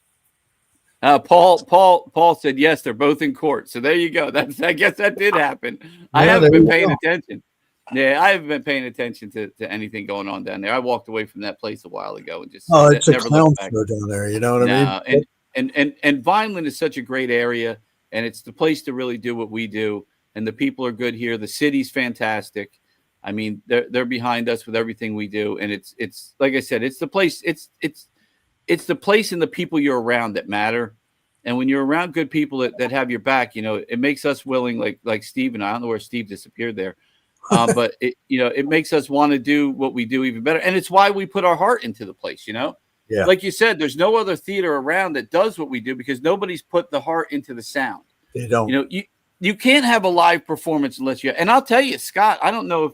And Jim, I don't know if you've come to some shows like you'll get a show like the Dead Daisies that come in, you know what I mean? And they're adamant. Our sound guy's got to do it. It's our sound guy. And it sounds like shit. Yeah. It just doesn't sound good. It's just a muddled mess of crap. It doesn't sound good. But hey, man, that's what they want, and it's extremely loud. Yeah. Well, they don't in the system either. What was that, Jim? Can you hear me? Yeah, you're breaking up for some reason. Testing. You're like the $6 million man there. Wow. I don't know what you can hear then, but just this last weekend when we did the block over at Harris Casino, and it's great big, it's decent size, huge room, but it's a decent sized room, seriously tall ceiling, and the sound equipment, they had top of the line sound equipment there. The A1 and A2, they were, they brought them in from Atlantic City to run the, front of house and monitors. And, but even then, we bring Doc, he's our RFOH. So and he takes over controls. But about having to massage a room like that to make it sound good, at least at the Landis, it's built for it. Where these other places like the Block. I played there a couple of years ago. We opened up for Pretty Boy Floyd, and this is before they had the sound baffles up there. And man, it sounded like shit. I mean, real bad. It was just everything was. Scott, you played the 2300 arena, right? I haven't. No. No. No. The one side, it's a decent sized room, but it's got the high ceiling, and sometimes you get a good PA guy that can get out there and he can like overpower the room, and he can really massage the room. I find that the Landis, there's not a bad seat in the house to listen to a band. There really isn't. I mean, you can be all the way in the back and you're not caught in the bass zone, in the sub zone, where you can't push anything else, or you could be in the middle of the room, the side of the room. There's just no such thing as a bad seat. You know what I mean? It's also how you cut the room for the sound quality. I mean, it's a whole design. You can't just go in there and throw any speakers in a friggin' room and expect it to sound great. It's not going to happen. That's what a lot of these that's what a lot of these people do, because they don't understand. And it's not. I don't even think it's that they don't understand sound. I mean, a lot of it they're either they don't get it, or they're in it to make a buck somehow. They're not in it for the music or to actually, to them, it's a band on stage. It's the band's job to sound good. It's not the venue's job. Yeah. And with us, it's the venue's job. For us, it's the venue's job to make it look and sound good, because what I want, what my key thing is you can see Whiskey Grin open up wherever you want to see him. But when you see a Whiskey Grin headliner at the Landis, you're not going to see them like that. And you're not going to see the visuals. You're not going to see the lights. You're not going to get that sound. It's the only place you're going to see the band. The same with the Flying Circus. If you want to see a Led Zeppelin tribute, you can go see them in a bar. You can see them wherever you can. Again, they play at the casinos. You want to go down to a casino show? Good luck. Because that casino could care fucking less what that band sounds like, or what the people, as long as those people are playing those slots, that's all they care about. That they want them there for a purpose. And if this brings them there, they don't care. But you come to us, and one of the things that and Steve would tell you, man, we're anal about it. And when certain bands come in, Steve and I will spend a couple days prior getting stuff ready for them. Jim, with Whiskey Grin, you send me a set list a week ahead of time. We'll talk on the phone, and we'll talk about stuff, and we'll put together to make sure everything gels and everybody gets his. Your place, Ray. What happens at your place, and what makes the difference is that, like, you're right. You can go see Whiskey Grin at another place. You can go see Flying Circus at another place, and you're going to get that. You're going to get their, respectively, our shows, right? But when we play at the Landis, you're paying not only for the bands, you're paying for an experience, and the customer gets an experience at your place. And I'm not saying this because me, I don't butter up to you, and I don't butter up to anybody. I'm saying this because it's the truth. It really is. I mean, the show that you gave us the last time, what was it? Was when we headlined there. With As We Become Ghosts, Yeah, and everybody's talking about what was on the walls, with the flashing stuff, the stuff you were doing on the walls with the videos and stuff. Everybody was talking about it. I was like, I know. I wish I could have sat there and watched it, but I was doing math. You know what I mean? It was like, it is. And like I said, that's one of the things we try to do. So when you come to the Landis to see a show, you're seeing it a little bit different. And we have pride in what we do, and we're not people sitting here riding around in $100,000 cars and living in $1 million houses, sucking out the money out of people, because we care more than, it's, we're not doing it for the money. That's for sure. What I mean? We're doing it for the love of it, and hopefully to be able to eat this week, Yeah. So it's sad but true. But real quick, what's that? Did you eat this week? Dude, I've got rice cakes and peanut butter. I'm living, baby. Walmart potatoes, man. Great value. But your dogs are loving that, right? Hey man, if I can figure out this case behind me and solve this crime, man, I'll make some money, man. This is I'm on the 18 now, so. What is that crime? It's long story. If I can, all I got to do is find 2 more bodies, and this guy's going to pay me good. So. Right. Oh boy. Oh boy. But look, man, real quick, let Steve. You want to put that up and plug the show real quick? Yeah. Put that card up. So it is the Flying Circus is the Led Zeppelin experience. It is this Friday, September 19th. Tickets are $25.35. Remember, you're all in on that price. Again, here at the Landis, something that a lot of people don't do. We don't charge taxes and fees. It's in the price of the ticket. If you pay $25 or $35, you're all in on that price. Show starts at 8. Doors open at 7. Tickets are available at thelandis.com, or you can get that little QR code there. And this time coming in, they have the one and only Whiskey Grin opening up for them. If you have not seen Whiskey Grin, or you don't know who they are worth coming out for. And I'm going to tell you, when you leave this show, like anybody who's left any show they've played, they are a fan of Whiskey Grin, because these guys are they're rocking, they're old school rock and roll in a new world, man. They really are. They really are. And you'll love them. And like I said, Jim has become basically a brother from another mother to me. I love him with all my heart. We're family. And Scott as well. Scott, you know, we love you. We've been through, you know, you when you were struggling with cancer, you know, we were here with you. You know, we were all behind you and supporting you and your family as well. And that's the other thing you're going to get at the Landis. You're not going to get anywhere else. Is we actually give a shit about you. You know what I mean? Absolutely. We actually care about you guys, man. We really do. We care about the people and the musicians and the people that play here, especially the ones that become friends. Love you too, brother. Love you too. Likewise. Yeah, we you know, we always have a blast coming down there. And I like to say again to my friends and family, you know, this is our last local show of the year, and you know, you don't catch it now, you're out. You missed. Come on down.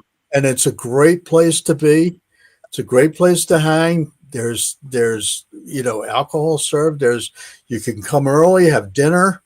You know, restaurant there. Great. Yeah, well, our restaurant is closed right now, but there's plenty of great places in Vineland to eat. Wonderful. And some of those are highlighted on our website, landis.com. If you go on, my dog is now over here playing with her toys. You should go to the Denny's. Yeah, that's it. Yeah, you end up on World Star Live over there, man. That's a World Star famous Denny's right there. The other thing I got to say, Ray, is this is on Landis Avenue. This is not on Route 47. Everybody confuses it. They're all like, "Oh man, I've been down there. That's like they got that mall there." I said, "No. It's not Route 47. It's Landis Avenue. Landis Avenue is, excuse me, Jim. It's like the Mayberry town. It's all cleaned up. It looks beautiful, and it has nothing to do with you, James." Oh, none taken. Talk to the man.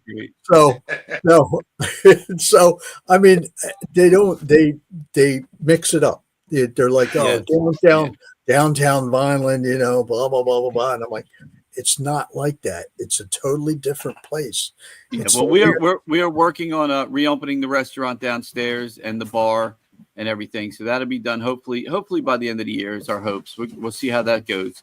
But guys, I want to thank you. We got a couple guys we got to get on and a couple sponsors to thank. So thank you guys for coming on. Thank you. We will see you this Friday, with both of your bands again. The Flying Circus, the Led Zeppelin Experience. Girl, come on, really? The Led Zeppelin Experience with special guest Whiskey Grin. It is this Friday, September 19th. Tickets $25.35.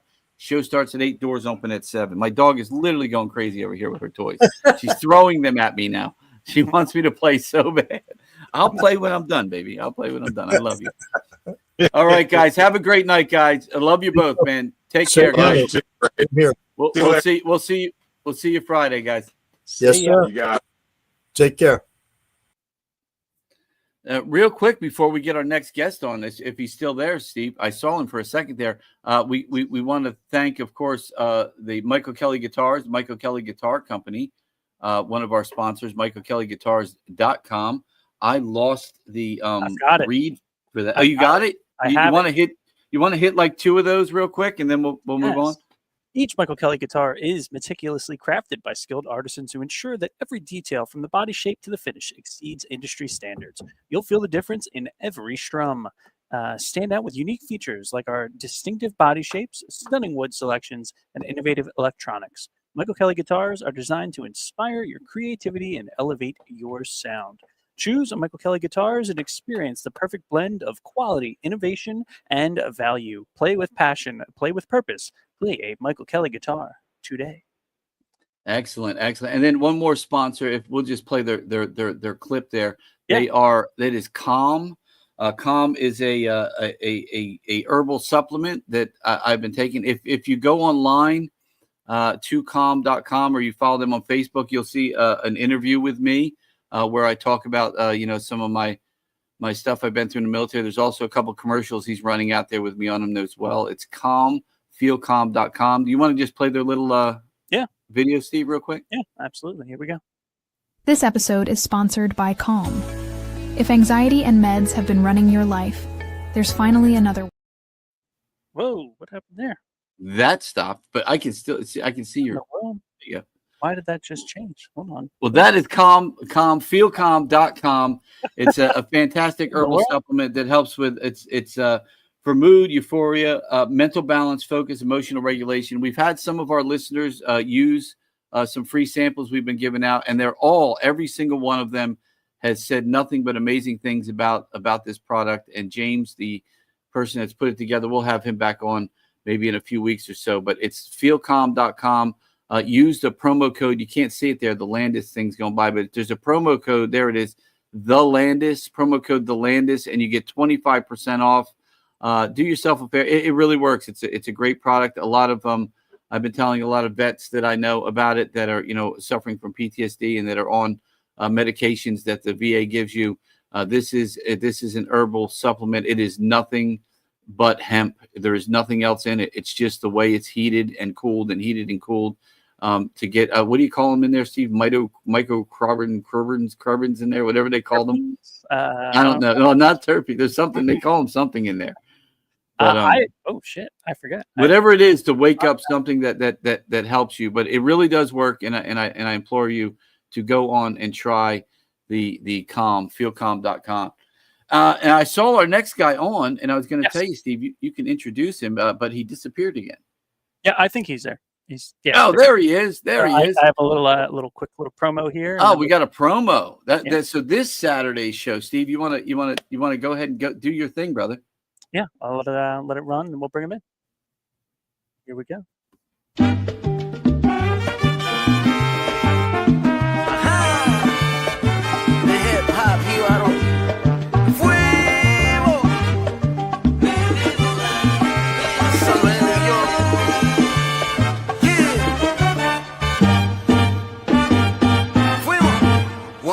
Party on the streets, learn a hustler state of mind. Dude, that sounds great, man. Here we go. There he is. There he is. What's going on with StreamYard here, man? Hey, how's it going? Can you hear us, brother? Yeah, I hear you. How's it going? Oh, it's doing great, man. How are you? I'm good. Still working, getting ready for the show on the 20th. Oh, it's good. It's going to be good because this is Hispanic Heritage Month, of course.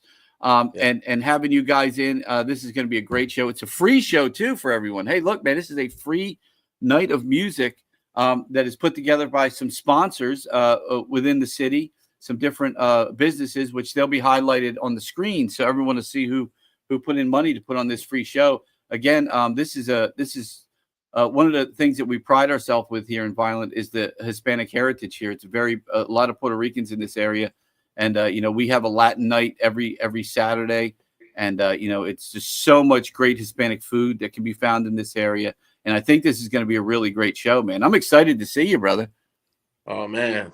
Same here. So excited to perform and at the theater, at Landis Theater. Incredible. So honored. I'm looking so forward to that, and we're prepared for that. We're still preparing now. You know, well, do me a favor for the viewers that don't know about you or who you are. Why don't you give us a little background on you and your music, and so people know who a lot about you and who they're going to come see. Oh yeah, HipHop Jibarito. I was awarded, Telemundo, Artist of the Year, especially Spanglish artist, new modern salsa, and man, so grateful to be representing the preservation of salsa. So I get hired, I'm just always touring. It's been incredible. Touring from East Coast to West Coast. It's been just incredible, just got back from San Francisco. So, I'm excited. Oh, nice. Yep. It's been good. So let me ask you, tell me about your journey into music. I mean, how'd you come up with the name and how does it, represent that blend of hip hop and Puerto Rican culture?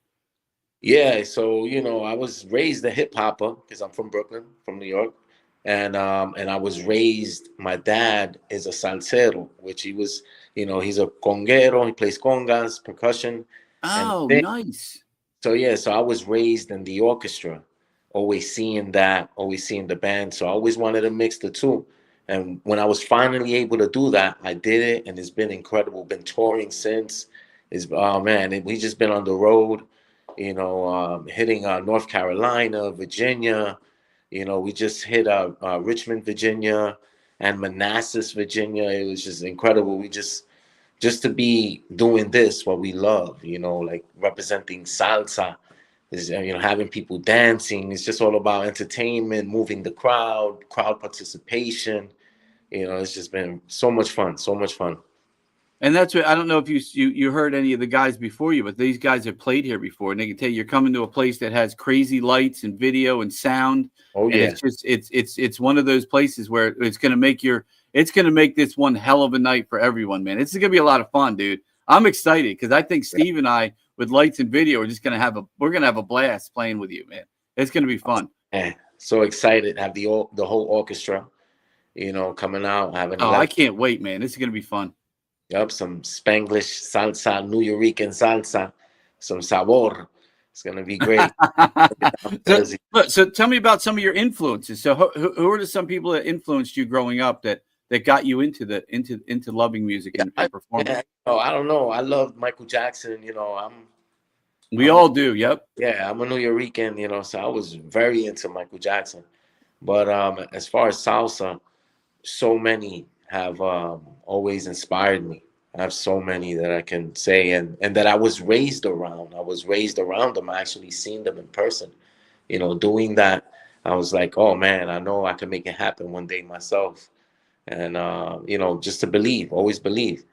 And I kept doing that, and it's been incredible. And the character also, like we would talk, like you asked me before, the HipHop Jibarito.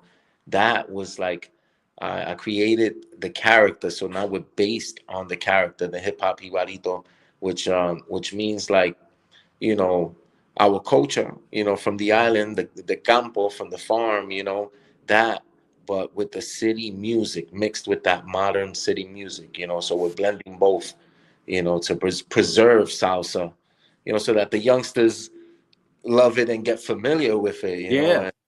Yep, and just all about good times and dancing salsa, man. It's worldwide. Now, are you performing original salsa music of your own too, or do you cover other salsa songs?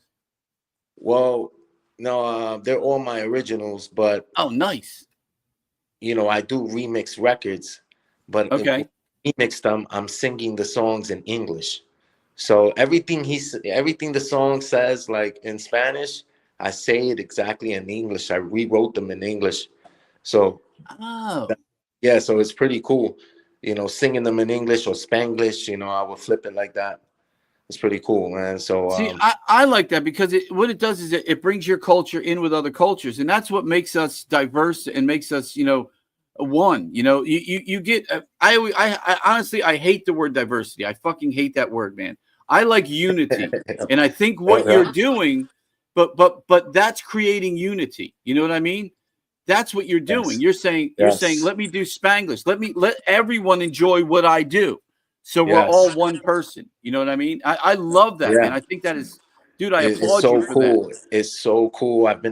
Because I do it, and I'm dared to do it. Because sometimes, it's like you'll take an older record and remake it. Of course, it's it's a little shaky, but I believed in myself, and I dare to do it, and I've been opening up for great acts, man, from like That's awesome. big salsa singers, at Gran Combo, and all these people have been opening up for amazing acts all around the world, and because I did it.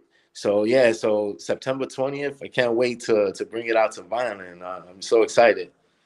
Oh, dude, I can't wait. This is going to be a good show, man. I'm excited. Like I said, Steve and I love music. It doesn't matter what the music is. We love everything, and to be able to do this show and be able to take what you're doing and be able to add, like, again, our light show and everything to it, dude. You haven't seen anything yet. Wait till you see the walls light up. You're gonna be like, holy crap, man! This is crazy. Man, I know. I'm so excited. I seen the video. And I was like, what? Oh, man, it's going to be so good. So much fun. Yeah, this is a place. I tell you, man, this is the kind of place where you're going to say, oh, did we lose you? Did you lock up on us? Uh-oh. Oh, no. Oh, I love him. I don't want to know. Come back. Oh, that's the perfect place to lose it, too. Oh, there you are. Oh, we lost you for a second, brother. Freeze frame. So let me ask you, man. So as a Puerto Rican hip hop artist, like, what challenges have you faced though in the industry? You had to face some challenges to get where you're getting. I mean, you're opening up. You're where a lot of people like you want to be. I mean, how challenging was it to get there? Oh, he can't hear us. Oh, that sucks. Oh no. You know, it's funny because technology, man, it works, and then when it stops. Yeah. I can't hear you. No, we can't hear you. No. Oh, that sucks. That's all good. Well, you want to again, this is a great show for everyone that can't hear him now. We apologize. It's one of those things where, when people, that's a shame. So excited too. Yeah. Now, I am not going to butcher it because I don't know the Spanglish way to say it. Do you, Steve? Hip hop? Jibarito. Jibarito. The way he says it just rolls off his tongue. Yes. Yeah, and we have some special guests too, man. Jessica Taylor, who's phenomenal, but the mariachi guy. So if those of you that came was it last year or the year before? We had the last year, yeah. Was it last year? Yeah, we had the karaoke contest downstairs, and this guy won, and he is phenomenal, man. Yes. He is so much fun to watch. Oh, dude, he's just such a wonderful human being. What a nice guy, too. Hold on. Let's see. Are you back, buddy? Yeah. There you are. I hear you now. Good. No, hey, we were just saying, that's technology, man. Welcome to the new world, Glitched out. Yeah, you glitched out. But thank you. I'm back. Yeah, it is visible. I was asking you, like how hard it was coming up as a hip hop artist and getting to where you're now. Like, how hard was it for you? Was there any obstacles you had to go through? Oh man. It's extremely hard. Especially in New York, it's 1,000 artists on every block. Every corner, man. I lived in New York for a long time. Yep. Yeah. So much.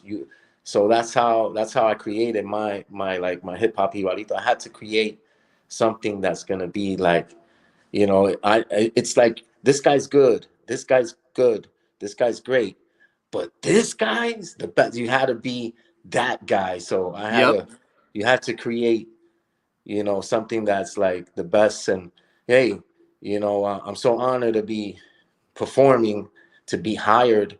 I've been hired from here to California. Oh man, I sometimes I can't believe it because I know so many hip hoppers, and to get a gig is really tough. It's really tough. Well, it's exciting for us because, like I said, being able to perform in this area during the Hispanic Heritage Month, I think is really great, and I think it's going to be a lot of fun. I really want to get people out for this. Again, look, this show is sponsored by members of our community, businesses within the community, and it's free. That you come out, have a good time. We have a concession, so we serve alcohol, we serve some snacks and stuff. You can come out, have yourself a drink, get down, enjoy some. Dude, this is gonna be a fun night, bro. I cannot wait, man. Oh yeah, I'm so excited, and everybody come out. It's free. HipHop Jibarito. No fuimos. We here. Real quick too, before you go, is there anything else coming up for you? Any new releases? Any tours or anything you're going on? You want to talk about? Oh, absolutely. I'm about to do a tour with a good friend of mine's. It's in the works with Hip Hop Boulevard out here, in the Bronx. It's gonna be like a 10-city tour. I got that coming up, but right now I'm still on the road. Next week I'm in Connecticut, and from there I'm doing something in Jersey and then the Bronx, and so far I've been local and been able to chill at home. But usually I've been next, I'm going to San Francisco, Los Angeles. It's been really good, man. At the West Coast, it's been, man, I love it. So past 5 years I've been back and forth to the West Coast. That's good, man. I'm excited for you, man. I'm very happy for you. You seem like just a good person. You've got a good head on your shoulders. You got a great background in music, and you're just a nice guy. And I'm going to tell you, man, that's what God blesses us, man. The good guys like you're getting what you deserve, man. You keep doing what you're doing, keep entertaining, and keep being the person you are, brother, because you are just one of the nicest guys around, man. Thank you, man. You got to keep believing. I have these amazing musicians that I've met.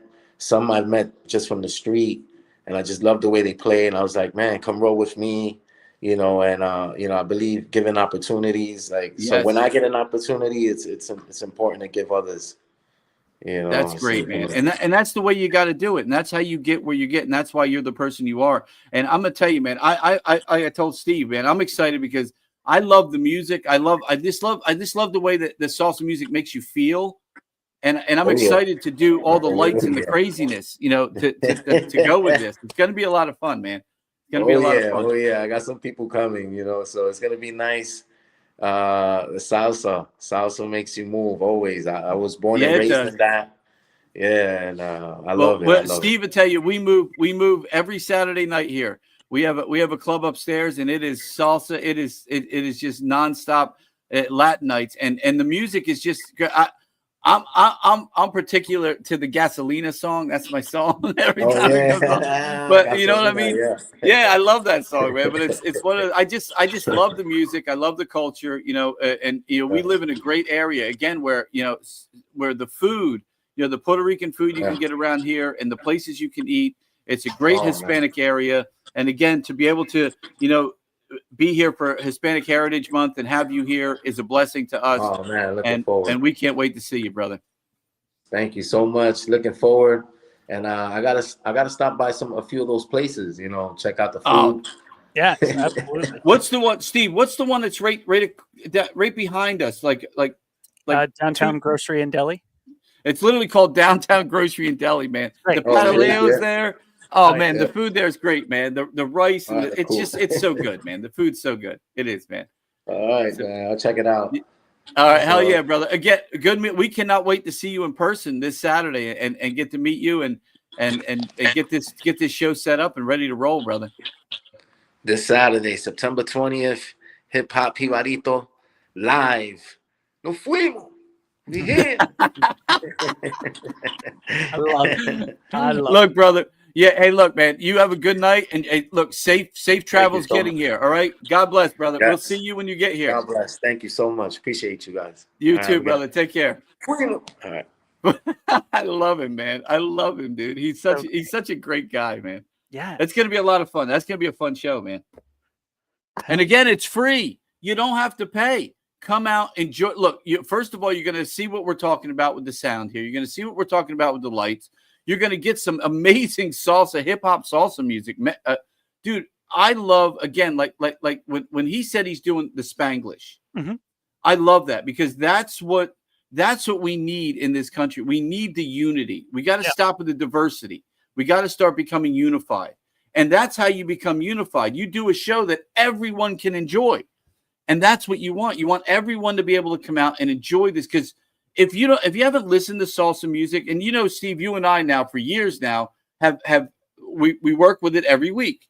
Yeah. And you realize it's just such a fun vibe and there's so much fun to the music, and you can't help but dance. Literally, you know, even if you're danceable, there's not a non-danceable song. Even if you're just standing by the bar, pissed off or something, you see yourself going, "Fucking song, man! I gotta moving, baby." It's what I hear on Saturday nights through my walls. Yes, but God bless him, man. What a nice guy. Like I said, I'm excited for him because he's one of these people that he's worked his way up, and he's out there, and I just want to see the best for people like that, like we do with all the bands that play here. Of course, you know, it's one of the things we want to do. Speaking of bands that play here, yes, we got. Did you do you only have those clips that you pulled, or did you pull anything else? I have those ones. I mean, I can pull some more while you talk to them. Yeah, because I'd like to bring those guys on at the end. What we wanted to do is bring back on the guys from Brain Damage. I know we have Walt. It looks like we got Ryan on too, which is great. Yeah, because they not only they put on one hell of a show, but we really want to announce their next show because I'm excited again for it, and I think we're going to make it as long as we're here, a staple of what we do here. So, well, what I'll do is I will play that cool little video that I made that we dropped in the middle of the show. And then they'll come in on the other side of it, and I'll mute my stuff and grab a couple more clips. We can talk about them. Oh, nice! I want to show the clip. I don't know why it's playing the music through there. So I would like to see this. We can play those clips you already have too, Steve, because I don't think they've seen them yet. No, but I'll grab a couple more too. Okay. So, but I'll play this. We'll bring him in. Ryan's not on camera, so we'll see. He was here. We'll see where he goes. But yeah, so this is like a minute and a half long. So enjoy. And think to yourself, there's no place like home. There's no place like home. There's no place like home. There's no place like home. There's no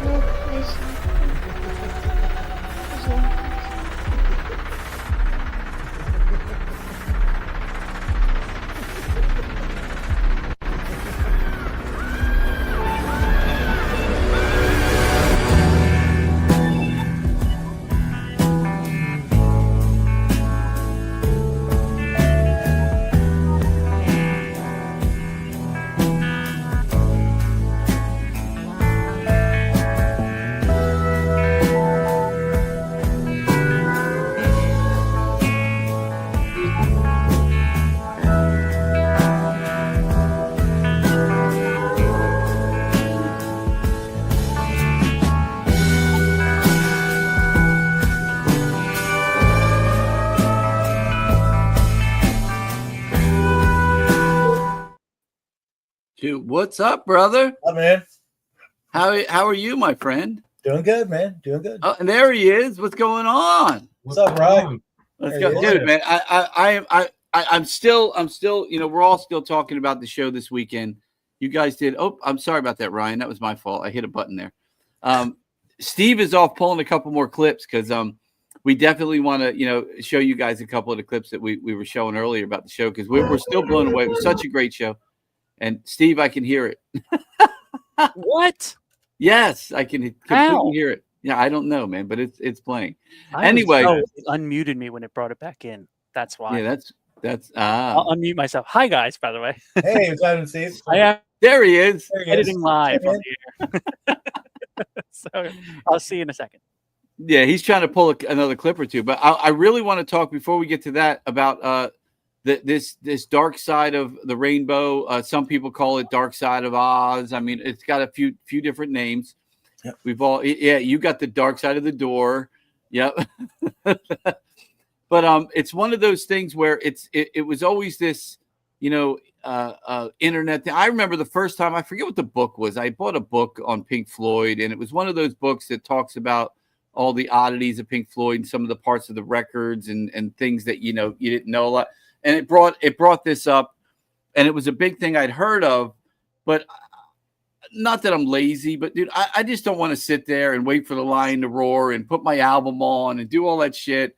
So it came on, you know, you could watch parts of it on like YouTube, but that was boring as hell to me. But I always found it intriguing how the album matched with The Wizard of Oz. Then you guys came in and you did it not last year, but the year before. Yep. And for the first time, I got to actually see the thing work. And I was blown away, man. I was like, first of all, you guys are the best. I don't give a shit what anybody says. I think you were the best Pink Floyd tribute out there. I have seen Pink Floyd in concert. I've seen Roger Waters in concert. I've seen Gilmour in concert. And I have seen Brain Damage in concert. And I'm going to tell you, this is, if you want Pink Floyd delivered like Pink Floyd delivers when you see them, this is the band to see. This weekend just proved it. There's not a person that walked out of that show with it that didn't have their mouth hanging open going, what the hell did I just see? We had that crowd mesmerized. Oh, they were crazy, man. Like, yeah. Yeah. And it's because it's you got to understand, you guys are beyond talented, but you're also you're like me. And Steve, I'll give Steve, you're very anal about how you perform and what you're doing. So everything has to be perfect. You know, and I love that about what you do. Whether it's Walt spending, months to get that one particular sound that's on for like an eighth of a second in a song that you got to have, because if you put the headphones on, you hear it every time. You need that sound. You guys really do it. And when I watched The Dark Side of the Rainbow for the first time I'd ever actually watched it with a live band. So not only are you trying to emulate the album in perfect synchronicity, keeping the timing, you got to keep the timing. So now you got to match the movie. Yeah, that's the trick.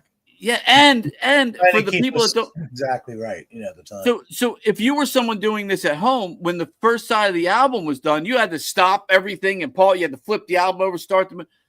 You got to go through the album, side A, side B, the full album twice, and then half of the album again. Yep. So you guys have to play this entire album, the Dark Side of the Moon album, 2.5 times through, complete, to get to the end of this movie. Nonstop. It's amazing. We were really worried about how that was going to come across, because a lot of times people just play it the once and then they don't finish the movie, right? Yeah. Well, that wasn't our goal. We wanted to do the entire thing, and it matches up even during the second time in ways that I didn't even understand. We got done it so well. Me too. And, the first time through gets all the attention, right? And then, but I remember being on stage with you guys. It was like towards the end, the third time we played time. Third time, the clocks are going off, and I turn around and look at the screen, and she's handing a clock around, and they're all listening to the clock, and I'm like, whoa. I didn't even know that was the thing. And we practiced this thing for 3 months to get ready for it, right? Yeah, I knew we had made it through and we're okay all the way to the end when the very last heartbeat at the end, when they banged the Tin Man's chest, and the heartbeat was, we were playing the heartbeat at the time, like, wow, I guess we really got it right where it needed to be. We were by the time we got to the third, the third run, where it was half a set, that we were going to start getting off time a little bit, but it stayed the whole time. Well, the other good thing too, our drummer is really he's a really good timekeeper. Oh, he's phenomenal. He's phenomenal. He keeps us on track the whole time, and as long as we follow him, we're fine. Which is good, because the other thing I think about playing it live, though, is you have the ability to, now especially that it, if you did get off a little bit, you could catch up. Yeah, we can fix it. Yeah, you could fix it, which is something you're not going to get if somebody's playing a record. You see playing in every song. That's why, I mean, when we play this, you guys put a monitor between Tony and I, so we can watch what's happening behind us. And if we see, we fix it if we start to roll the track. And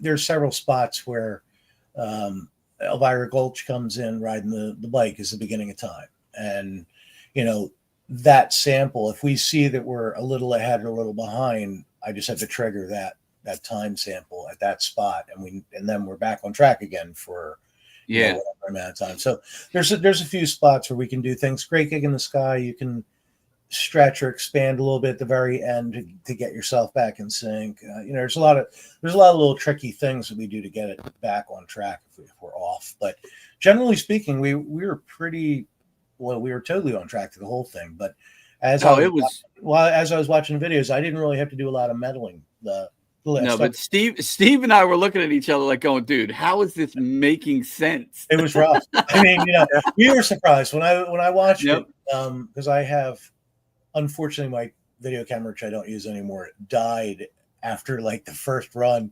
But as I was watching, I'm like, okay, and we hit all the marks, because there are, like Brian said, the first run is what everybody knows, and there's probably 30 marks you have to hit in that first run for it to work right. And we hit all 30 of them. I was really surprised. And it was phenomenal. I will tell you, and I'll tell this to anybody who hasn't seen it, you got to come out. And we had a couple old ladies that came. They saw Wizard of Oz. They saw Dorothy's face. They thought they were coming to see the Wizard of Oz. And then when they saw it, but they left saying, this is the good, because you got to remember, if you're a fan of the Wizard of Oz and you're coming to a theater to see, you've seen this movie 100 times. A million times, right. But now all of a sudden you get the shit slapped out of you with a band up there playing Dark Side of the Moon by Pink, and you're watching this movie that you love so much. And they left going, this was the coolest thing we'd seen. We've never seen this before. My wife said that there was a family in front of her, and they thought they were coming to see a Pink Floyd show, right? And my wife said, the husband said, what does this have to do with the Wizard of Oz movie? What is this? And then when it was over, he said, that was pretty cool. Exactly. So it was funny. Yeah, and that's what we want to do. Yeah, it's definitely one of the Pink Floyd like legend things. I mean, the band a million times has denied that anything. There's no. Oh yeah, I've seen Roger Gilmore or Roger Gilmore. I called him Roger. I put the two together. But David Gilmore, I saw an interview with Gilmore one time. Yeah, that just exploded. Could you imagine that if they had a baby? Oh, yeah, God. Right. It would hate itself.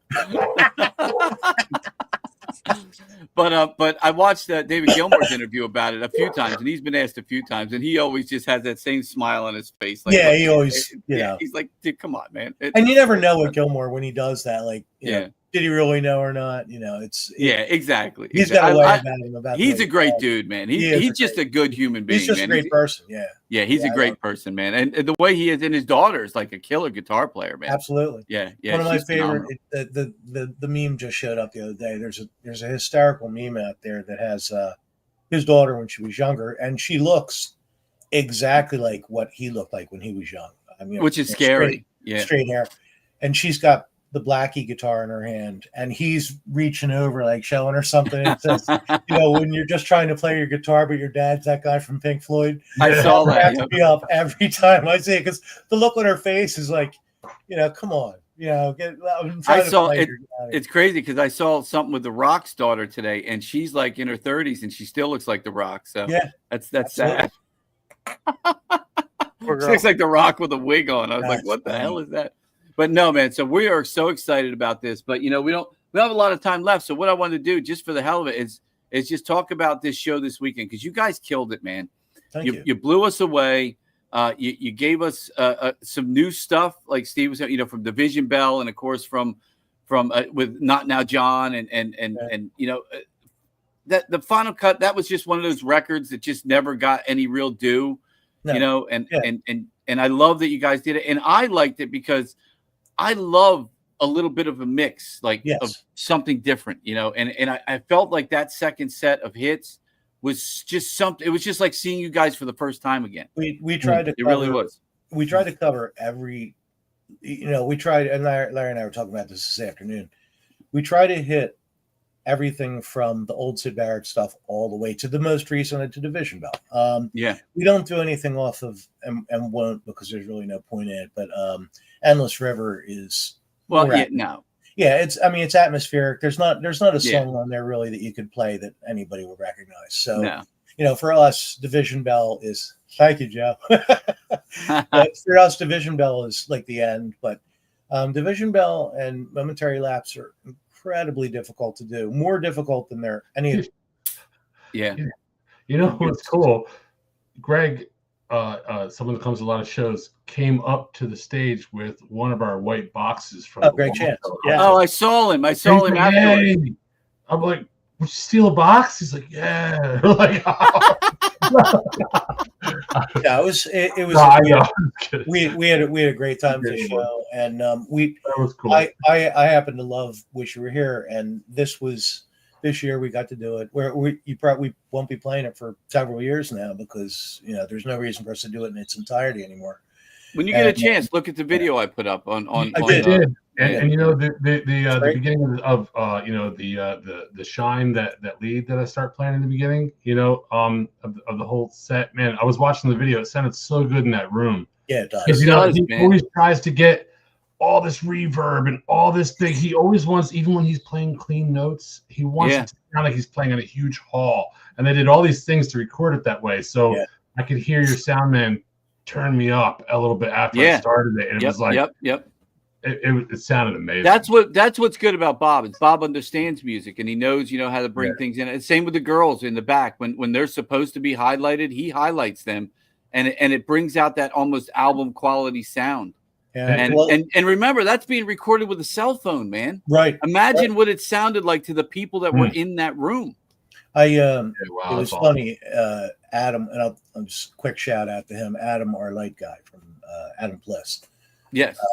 When he did he's the one that did the laser show. He came to me backstage and said, this guy, Bob's amazing. I'm like, why? And he goes, he had all kinds of presets for all the, the different songs you're doing and what was going to be, pumped up where, how, or why. I said, yeah. I said, I mean, this place is well run. He had a great time, by the way, working with you guys. And I tell you, man, anytime a tribute act that thinks they're high end, comes in, oh, we got our own sound guy. I'm like, it doesn't matter, man. Then you don't play here. You just don't play here. Right. Because I don't give a fuck who you bring in. Your sound guy is not better than ours because he has now done hundreds of shows with every literally this weekend he's going to be doing salsa music. Yeah. So he's done everything. He knows how to mix this room better than you will ever imagine. Absolutely. Let him do his job, save some money, tell your guy to stay home, or here's one of your comp tickets, let him watch and learn. I know you've had like some semi-nationals in there that brought their own guys and it's not good. The sound sucks. And I've come to you and said, well, when I was there, I'm like, dude, what the hell is Bob doing? I mean, and it wasn't Bob. Bob's sitting back there eating popcorn. Bob's sitting back doing We had a national act play before us one night, and when we got there, he's putting everything back together because they were, Oh yeah, it's crazy. Let's throw a couple clips up, Steve. What do you got? Yeah. I'm gonna do ones we didn't do earlier. We'll start off with those. The first one, you know what? We'll get right into it with the little pigs.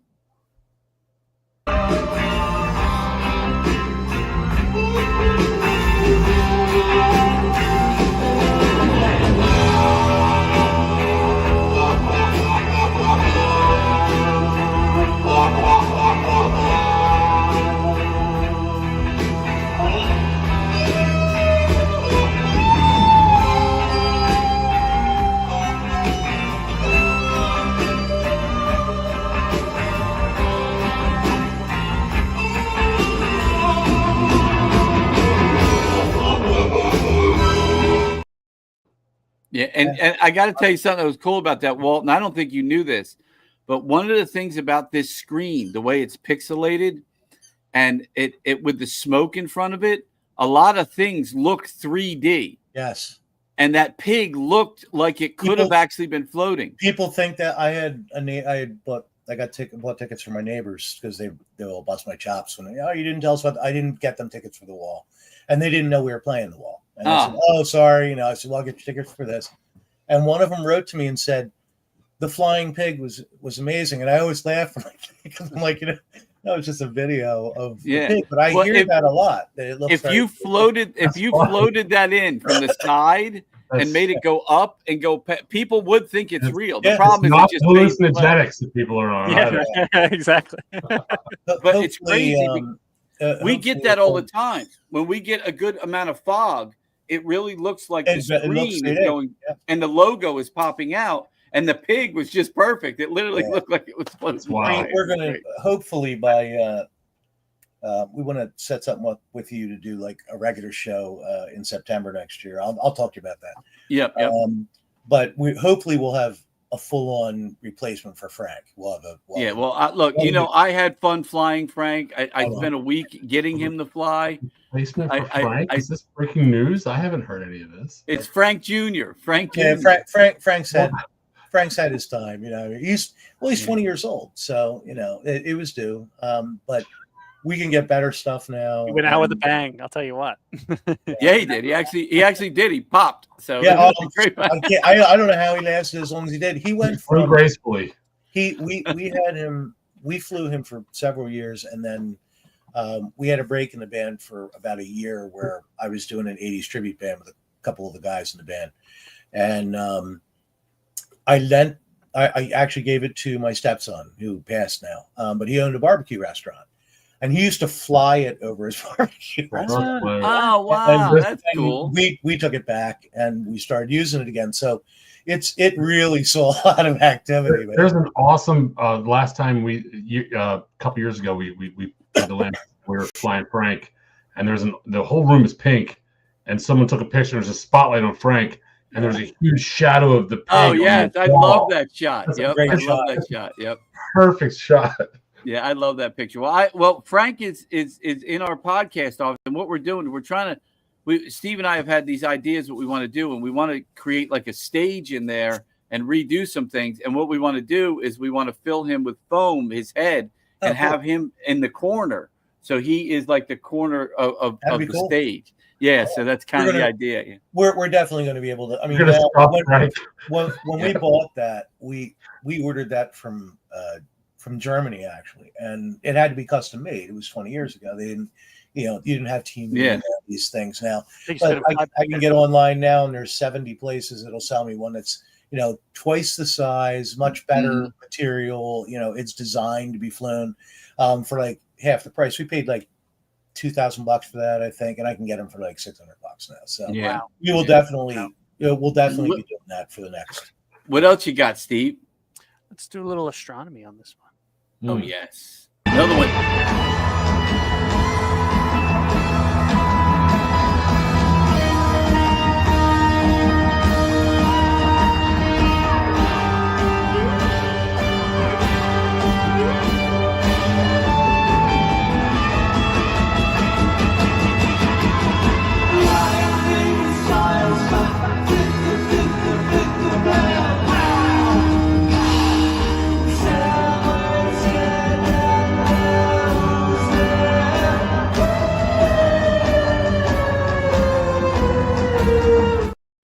You'd be surprised how many people like that old stuff.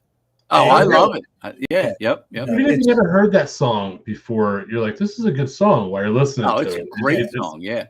Yeah, well, one of the reasons we do that a lot is for the Division Bell tour. They actually opened with that on the Division Bell tour. They opened with Astronomy. And at the same time, Voivod covered it, and it became real popular all of a sudden. And, but Larry and I were looking at it and like, this would be something that, even if you don't know what it is, it's upbeat enough, and sounds like something that you could listen to and not go, what the hell is this? There are things there's some older stuff like, off of Adam Hart Mother and stuff that you really, you play some of that kind of stuff and you lose the audience. Because unless you're a hardcore fan, I mean, you'll have, a quarter of the audience knows what it is and is excited that we're playing it. And then 3/4 of the audience is scratching their head and going, yes. I love playing that lead. It's so much fun. I found a video of him. He plays a version of that twice as long.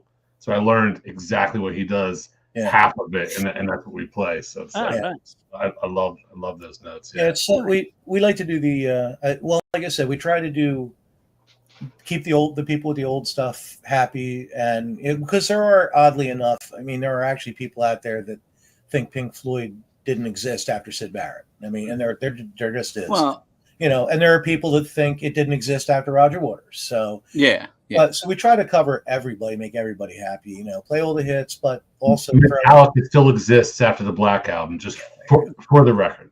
Yeah. Well, no, it's true. But there are people that are that way. I mean, you just can't change their mind. They are what they are. For me, like, Ummagumma and Adam Hart Mother, they're not my favorite Pink Floyd albums. I own them. I've listened to them. They're okay. You know, it's like going back to the Piper album. If you want to go back to their first album, I mean, you're going to tell me that was your favorite Pink Floyd album? Well, no, it wasn't. Nobody even knows that album. We've done some stuff like we've done Free 4 and a couple of weird things off of those albums, and people kind of like stare out into space like, what the hell is this? Because it doesn't sound like Pink Floyd. It sounds like, I don't know what it sounds like. It actually sounds like, I don't know, Spinal Tap. However, I was surprised. I'll give it a Spinal Tap. Before at the same time, like there were a lot of people who. Those are the hard. Well, they actually knew the lyrics.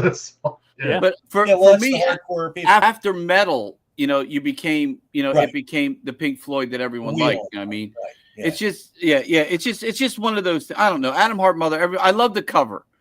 You know what I mean? It was a cool album cover, and that was about it for me. I like the album. Don't get me wrong; it wasn't great, but I'm not gonna put it on to listen to. You know what I mean? It's okay. I mean, I listen to it time to time. I like Summer '68, but Alan's Psychedelic Breakfast and stuff's a little. It's okay in the background if I'm like working or doing something. I can throw it on in the background and listen to it, but it's not. I wouldn't play it in the car driving because it's just not doing it. Metal, on the other hand, that's a great album all the way along. Oh, that's what I'm saying. That's to me when it became like, now we're getting into what I want to listen to. Absolutely. It's like what was the one album? God, I can't think of it. I remember I found it on eBay and I bought it. The secret one. Oh, Saucer Pole Secret. Yeah, Saucer Pole. I remember getting that, and I'm like, I've never heard that one, and I listened to it once. I don't think I ever listened to it again. I remember when Ryan first started with this, like, I don't know, 15 years ago or whatever. His whole experience with Pink Floyd was essentially The Wall, and that's a lot of people though. Yeah, and we showed him this old stuff, and he was like, "What the hell is this?" Because it's strange, man. I mean, it's rough to play. We were doing like See Emily Play and.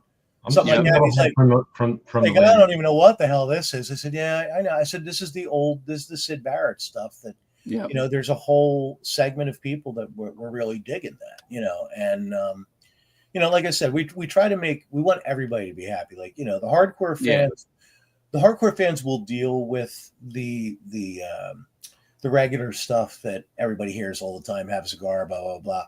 But it really gets them excited when you play something that they didn't expect. Matter of fact, when we did Not Now John this time, I had a couple people come to me and they're like, "Oh my God, I can't believe we played Not Now John." I said, "Well, this is the only place we can do it, first of all, because saying fuck all that every other year is not going to fly." But you know what?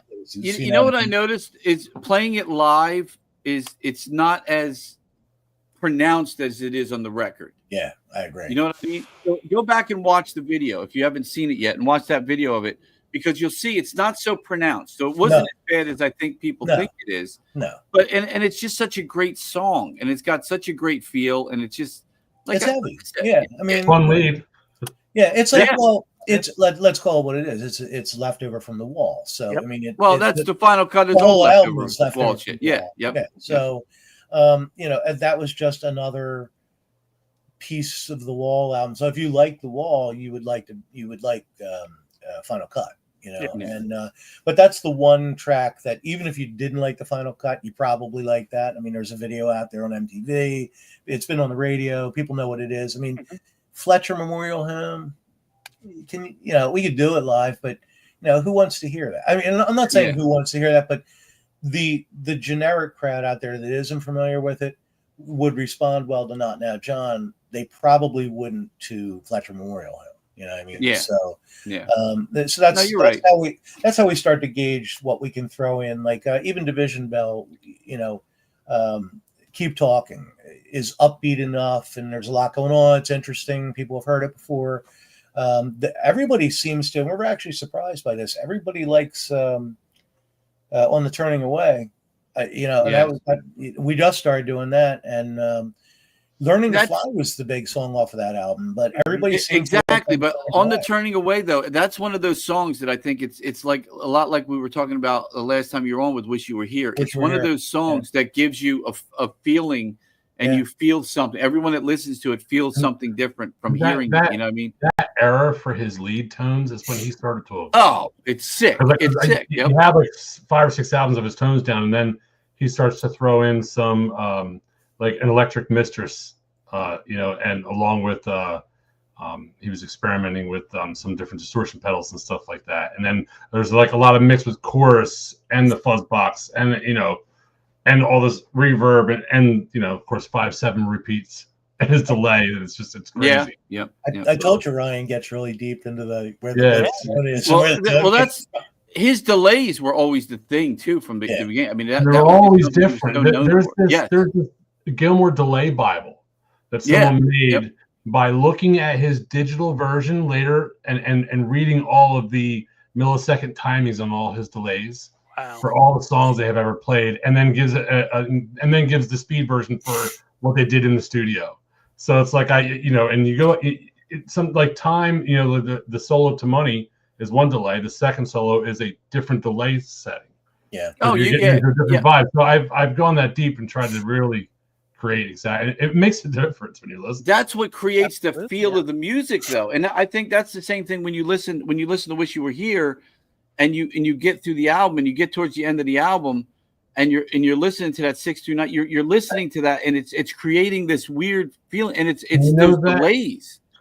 Just to get just one more tidbit that was interesting. Even Shine, me nailing that tone in the beginning was one of the hardest things I've ever had to do because it's clean, but it's up front in your face enough to where he's soloing and leading with it, which isn't a normal clean tone, right? And at the same time, I'm like, how is he doing that? And I finally figured out he uses different pickups, but his tone knob is on like 1 or 2 to get that vibe. So it's like I'm starting that out. Oh, tone knob, and then the na na na na is more like on a 4 tone. And I've sat there and played with the song, so I've discovered, from my perspective, what I think he's doing with all his knobs to get that vibe. Which is why when you listen to it, you're like, so Gilmour got you playing with your knobs too. That's great. Ryan did that for a lot of people. Ryan's got a secret orange pedal too that helps out with this tone a lot. Yeah, does it go to 11? It's a it does. It's an amazing little. It's actually. We picked it up. It's a replica of. It's the color sound boost that he uses. The color sound boost. You have a clean amp, and then you have distortion pedals. But then that tone when him rocking in like the Dark Side of the Moon vibe, like down, you don't know quite what it is. It's a boost pedal, and when you discover that orange color boost pedal, along with the fuzz box, you have them both on. The orange color boost sound boost kind of tames the fuzz box a little bit.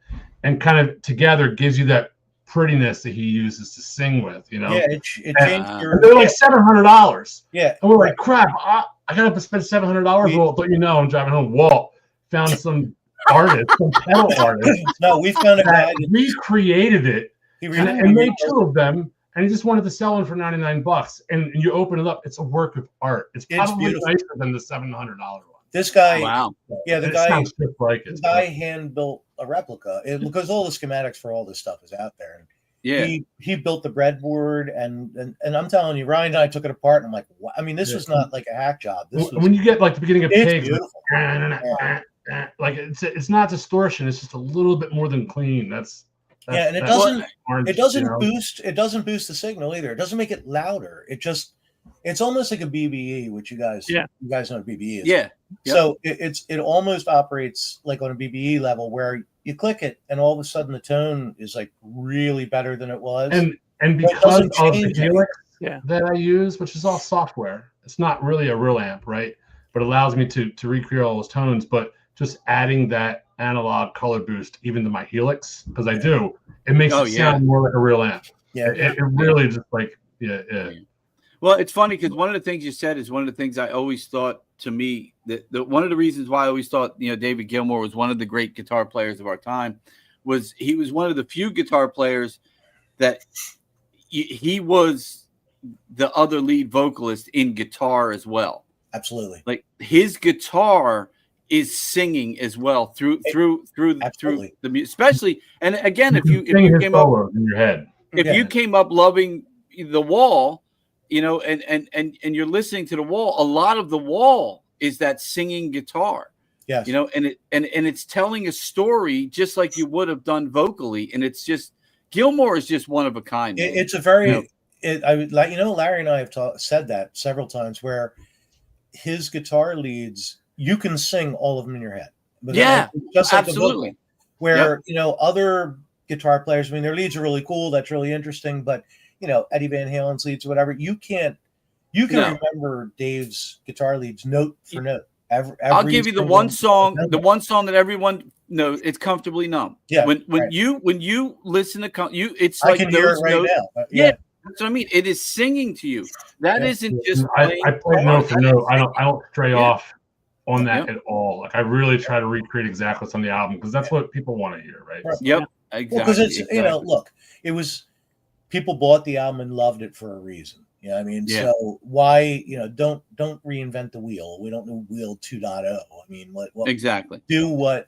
And I would much rather dig into a note and hold it and bend, and lift my head back, grab my bar than I would playing some sort of, even though I'm a metalhead at heart, I have more fun playing, singing on my guitar. Exactly. Delay in a big room than ripping, Well, look, I'm going to be honest, man. I know people don't care. Steve and I could probably sit here and talk and listen to him. Walt, we talk for hours on the phone together, but we could talk all night, but we are 15 minutes over already. Yeah. So it's great having you guys on. Thank you again for coming on and discussing. Thank you for having us, man.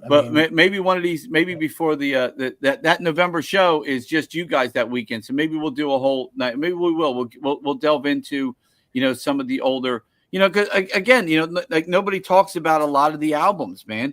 No. And I think again, talking about the music and how it affects you and how it sings I think people would love to hear that. Maybe we'll delve into a little bit more of that come the next turn, which is the Dark Side of the Rainbow. We did have a couple people ask, so I'll let everybody know. We are going to do like an encore piece after the yeah, you did that last time, yes. And we'll do like 5 or 6 other Floyd songs. So it'll be stuff that's not Dark Side of the Moon.